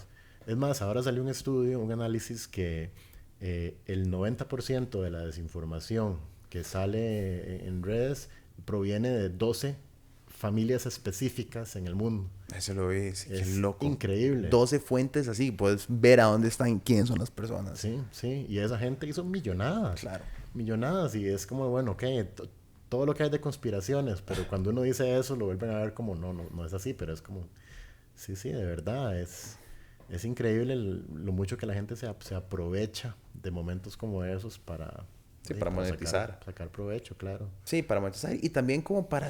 Yo creo que también es una hora como para sentirse como con un cierto sentido de autoridad. Como yo soy el que sé. Yo tengo las respuestas. Como yo ya lo descifré, man. No se preocupen. Esto nos va a curar a todos.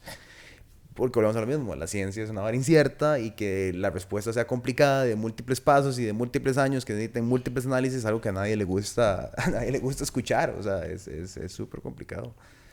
Pero, claro. Man, no, qué loco y qué enseñanzas, ¿verdad? Porque si no hubiéramos pasado por esos momentos donde la presión era altísima y tal vez no nos hubiéramos forzado a pensar en estas cosas, ¿verdad? Como no, tal vez no hubieras encontrado la necesidad de pensar en la comunicación científica a ese nivel si nunca hubieras tenido la necesidad de decir, man, alguien tiene que estar diciendo eso, o sea, ¿verdad?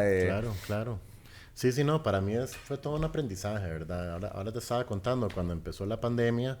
yo obviamente estaba dándole seguimiento a todo, pero no fue hasta un día que estaba sentado con mi hermano hablando y mi hermano me enseñó un tweet de alguien que estaba poniendo, ¿verdad? Ignoren lo que están diciendo los gobiernos, este virus no es nada, salgan y abracen a sus abuelos, ¿verdad? Y no le hagan caso a nadie. Y el tipo tenía 15,000 seguidores. Entonces yo dije, puchica, esas son 15,000 personas que van a amplificar ese mensaje, y nos vamos a ver en problemas. Entonces, de ahí hice mi propia publicación como tratando de contrarrestarlo. Y de ahí, siempre la idea era nada más, tratemos de que la gente tenga la información correcta, aunque no tengamos las respuestas, pero con lo que sabemos hasta ahorita, que es la realidad. Y bueno, eso se volvió una misión, ¿verdad? Que al final acepté yo y aceptaron varios otros científicos en el país. Y fue duro, o sea, fue duro poder mantener la actualización, claro. Explicar cosas muy complejas, ¿verdad? Que estaban ocurriendo y de ahí no siempre todo se pega, ¿verdad? A veces uno se equivoca, a veces no hay toda la información. Ahora te estaba contando de ciertos ataques, Sí, ¿verdad? Que ocurren ya cuando uno entra en esto de estar en público, ¿verdad? Te puedo decir yo. Claro, es duro, ¿verdad? O sea, de cosas que todavía circulan que son completamente falsas, ¿verdad? En algún momento me acusaron de tratar de recibir $1 millón del gobierno para generar unas pruebas diagnósticas. Ah, la puta. $1 millón. O sea, ¿verdad? Totalmente ridículo. Alguien se lo inventa, lo pone en Twitter y se amplifica y de repente 3 años después tenés gente todavía escribiéndote como ¿qué pasó con las benditas pruebas? Y uno, eso nunca ocurrió. Yo una vez un mae puso una foto mía con mi tata, que X o Y, siempre con me amarran hay muchas varas para tirarme. Y la foto, toda la información era falsa. toda la foto que sale en la información era 100% falsa. Entonces yo le escribo al mae en privado y le digo, bueno, no sé qué, nada más para escribirle que eso es privado, le solicito de la manera más respetuosa posible, porque si te empiezas a madrear ya perder la pelea de un solo. Claro. Si lo puedes quitar y me hace, eso es cierto. Yo le mando la información de vuelta con la prueba de que lo que le está compartiendo es falso y me hace, bueno, pero ya lo tiré y la gente va a saber que es verdad. Así, mae, pero, o sea, él mismo aceptó Claro. que no le importaba que era falso No, y que para le iba a mí- continuar compartiendo. Para mí fue así también, o sea, tuve momentos donde alguien ponía algo y yo trato de contrarrestar, ¿verdad? Y decirle como, vea, está equivocado, en realidad es esto y esto. Ajá. Y igual, le escribí a alguien que tenía un montón de seguidores y estaba propagando cosas y le expliqué, vea, está equivocado, aquí está la evidencia correcta, ¿verdad? Y aquí está todo. Y me dijo lo mismo, la verdad, no me importa si es verdad o no, aquí vamos a llevar la contraria a todo lo que usted diga. Y entonces fue como, ok, listo, ya entendí cómo funcionan, porque al principio a mí me dolía mucho, ¿verdad? Claro, sí, es súper frustrante. Es más, te cuento una historia. Una vez, bueno, cuando pasó esto, que me acusaron de esas pruebas y era una tontera, había como unas 500,000 personas que me ponían cosas en redes sociales y yo todas era como, ay, no, o sea, no puede ser que la gente crea esto, cómo me duelen los comentarios. Trataba de escribirle a un montón de la gente y como, vea, perdón, quiero explicarle para qué. Y un día fui a Telenoticias y le dije a don Ignacio, don Ignacio, me gustaría tal vez hablar sobre ese tema porque me están acusando de esto y no es cierto y quiero nada más que quede claro, que no hayan dudas. Y él me dijo, vea, ¿cuántas personas son que lo están atacando con esta cosa? Y yo, tal vez unas 500,000 personas, no sé, algo así, es lo que yo siento. Ajá. Me siento muy abrumado. Y me dice él, hace 5 minutos que estuvimos aquí, lo vieron 800,000 personas. No valide Ajá. para esas 800,000 lo que esas 500 están diciendo que usted sabe que no es cierto. Y me cambió la mentalidad. O sea, fue como, sí, es cierto. O sea, yo sé que lo que yo estoy haciendo es lo correcto. Yo sé que yo estoy dando información verídica, objetiva, y lo estoy haciendo para ayudar. Mejor ni siquiera les voy a dar pelota. Sí. Y lo que hice fue meterme a redes sociales y bloquear. Bloqueé como a 1,000 personas. Desde entonces he sido lo más feliz del mundo y la verdad no me importa lo que estén diciendo porque yo sé cuál es la realidad. 100%. Creo que eso ha sido muy importante aprender, ¿verdad? Más para alguien como uno que tal vez es siempre introvertido y cualquier comentario es como, no diga eso, ¿verdad? No. Ma, yo la mejor recomendación que le doy a todo el mundo es no lea los comentarios. Como no lea los comentarios. O sea, siempre puede haber una retroalimentación ahí, como que si hay algo como que te están diciendo mucho y alguien de confianza como, ay, bueno, no sé qué, eso es diferente. Pero cuando ya se vuelve una ola de varas, es como, no, o sea, déjalo ir, no le pongas atención, bloquea a la gente que tienes que bloquear. Sí. Y al final, para mí es silenciarlos como en brete. Si vos sabes lo que estás haciendo y estás haciendo un buen brete y seguís con tus proyectos y seguís con tu compañía y seguís con tus varas, la gente puede decir lo que quiera, pero vos haces buen brete y te das cuenta que, y además son olas, o sea, pasa un toque y uno se siente como que el mundo se le va a caer encima y después ya la vara pasa. Claro. Y siempre va a haber gente que quiere joderte, pero... No, y en mi caso, la verdad, o sea, la gran mayoría de las cosas han sido muy positivas, Sí, gente sí. muy agradecida, muy bonitos comentarios. La gente en Entonces, su más mayoría bien es buen ride, yo creo. Claro, En su claro, mayoría, claro. en su mayoría. Sí, claro. Nada más hay que aprender a eliminar lo negativo y hacer uno lo que uno sabe que tiene que hacer para tener un mundo mejor. Eso es todo. Total, man, ¿no? Y bueno que hayas tenido todas esas experiencias porque y si llegas a etapas más largas con tu proyecto y te va a tocar comunicarlo cada día más y contar la historia y ya tenés experiencia en esta misma vara, ¿verdad? Cómo tener que explicar cómo funciona, qué es lo que estás haciendo, por qué es importante y entre más te acerques a eso, es bueno que puedas amarrarlo con una experiencia que ya tuviste y con más tiempo, no estás en una emergencia, ¿verdad? Puedes ir planeando y pensando cómo vas a... No tienes que salir corriendo a, mae, tratemos de ayudar al mundo, sino es como, bueno, tenemos tiempo, planeamos. Claro. Sí, todo al final, todo es experiencias, ¿verdad? Es ir sumando lo que uno va aprendiendo y por dicha, cuando pasó todo eso, tenía ya por lo menos experiencia explicando un poco Claro. de ciencia de forma fácil y ayudó bastante. Entonces, además, es un gran explicador. O sea, todos los conceptos los explicas muy bien, muy claramente, mae. Bueno, gracias. Cualquier vara, si no de profe, serías excelente profe, mae, de verdad. Me encanta dar clases, claro, algún día sería genial hacerlo. Sí. Ahora hay varios cursos que doy, hace poco di uno en la UCR, una clase sobre cáncer. Ah, qué tonis. Que ha sido bastante bonito. O sea, me gusta mucho la experiencia de tratar de enseñar y explicar las cosas. Te- Porque yo tengo una forma de pensar, a veces, bueno, siempre me gusta reducir todo. Si yo puedo explicárselo a mi sobrino de 4 años, Ajá, ajá. entonces lo entendí muy bien. Claro. Si no puedo, entonces no lo entendí, ¿verdad? Y digamos, yo trabajo con científicos que son expertos en su área. Entonces, yo no soy químico, ¿verdad? Tengo un conocimiento de química, pero tengo mi química, que es la experta, que es la que sabe exactamente qué está pasando, y ella me lo explica a mí y yo trato de entenderlo en los términos más simples. Entonces, yo puedo tomar esa información y explicársela a alguien que quiere invertir en la empresa, que no, tal vez no entiende nada de ciencia, porque yo logré entender la complejidad que ella me está diciendo a un nivel fácil y de ahí pasar esa información. Entonces, yo creo que ese es parte digamos, de los talentos que yo puedo traer a la empresa, que tal vez no soy el químico más experto de todos, pero sé traducir lo que el químico experto entiende a un lenguaje que logre recaudarnos fondos para que ella pueda aplicar lo que sabe y lograr un avance. Que eso es fundamental. ¿Sabes qué? Lo que hablamos ahora, de qué sirve tener todas esas patentes y tecnologías si no puedes expresárselas a alguien más y al final del día, por A o por B, no sé si ya si es desgraciadamente, no sé si desgraciadamente o no, los que tienen las llaves del mundo, no necesariamente la gente más metida en el campo que van a poner la llave, ¿verdad? La gente con los fondos económicos de inversión, pues es explicárselo a ellos, tienen que comprártelo y tal vez la persona sentada en la junta directiva de un fondo de inversión no es un mae que entienda qué es lo que le estás diciendo. Claro, Y tienen claro. que creerte en el momento que se lo contás y que tenga, obvio, sí, por supuesto, aquí un cheque. Claro, claro, o sea, esa parte es muy compleja y yo le doy mucho crédito a la gente que es valiente, Sí, que sí se manda a invertir en cosas que son, además de riesgosas, completamente nuevas y tal vez que no entienden también, ¿verdad? No tienen ese conocimiento, esa capacidad de entender, digamos, algo tan complejo. Pero o sea, ahí es donde es importantísima la credibilidad, obviamente, por supuesto. ¿verdad? Que otros científicos validen lo que estás haciendo, que sepas explicarlo no solo a nivel simple, pero a nivel científico con el mayor detalle, porque muchas veces, digamos, alguien que quiere invertir conoce a alguien que es un experto y va a querer que yo me reúna con ellos para que ellos me puedan evaluar. Claro. Y también tengo que poder explicarlo a ese nivel top para poder quitar todas las dudas que hayan. Entonces es la comunicación en todo es importantísima, pero en ciencia es crítica, Claro.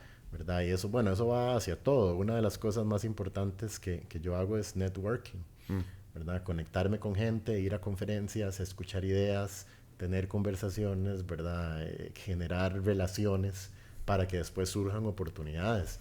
Es una parte de la ciencia que mucha gente tal vez no piensa que eso sea parte del proceso, pero es importantísimo.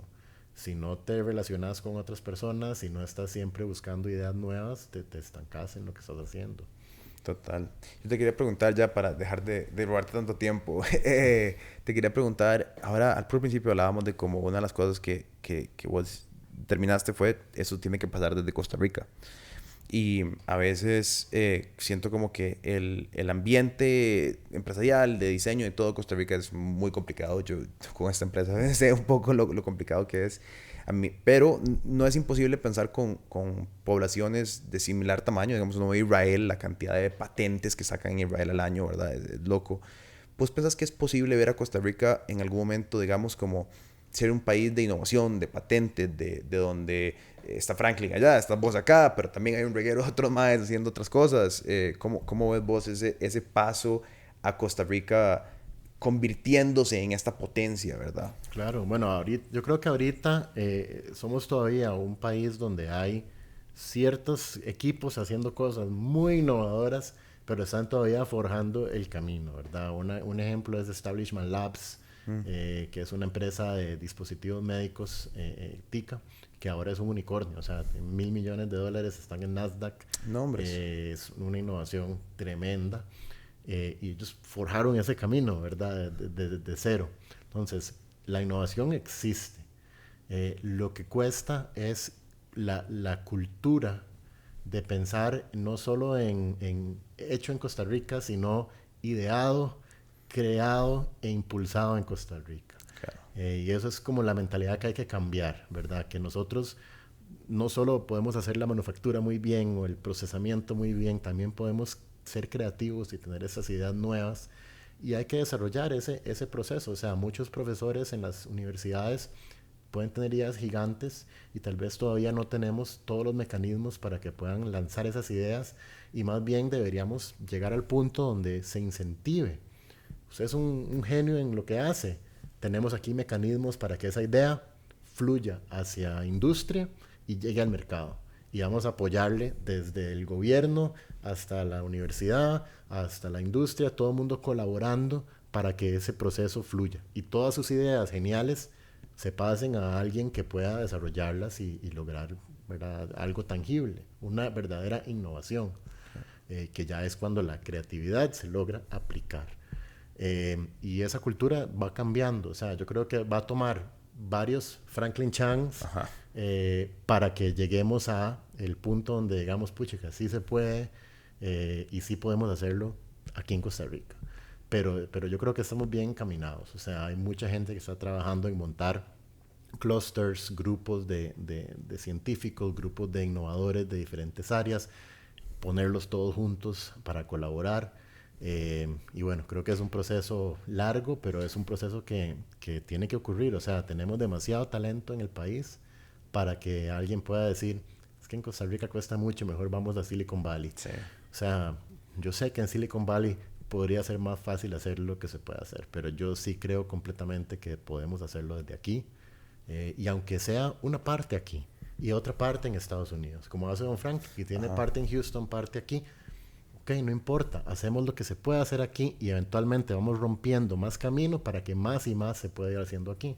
Eventualmente de aquí van a salir nuevos medicamentos, nuevas terapias, nuevas cosas fantásticas. Tenemos esa capacidad y es solo tener la oportunidad y el apoyo a nivel gubernamental, a nivel de institucional, de que se logre, ¿verdad? Y ojalá también cambiar esa cultura de miedo a invertir en proyectos de salud y proyectos de largo plazo, ¿verdad? Porque esos son caminos muy largos, de décadas de desarrollo, y hay que cambiar esa mentalidad de un retorno en 3 años, un retorno en poco, sino más bien a largo plazo apoyemos ese tipo de proyectos y eventualmente vamos a pegar, y vamos a tener mucho más capital para poder hacer de todo. Claro. No, muchísimas gracias. Buenísima nota, muy buena nota. Yo creo que no sé, para mí estas varas son fascinantes y conocer a personas que estén marcando el camino y que crean que se puede hacer acá y que crean que se pueden hacer las varas diferentes, y es para mí súper inspirador, y nada, muchísimas gracias, buena nota. Muchas gracias, un gusto, de verdad, y bueno, adelante. Pura vida. Bueno, por allá. Muchas gracias a todo el mundo. Hasta luego.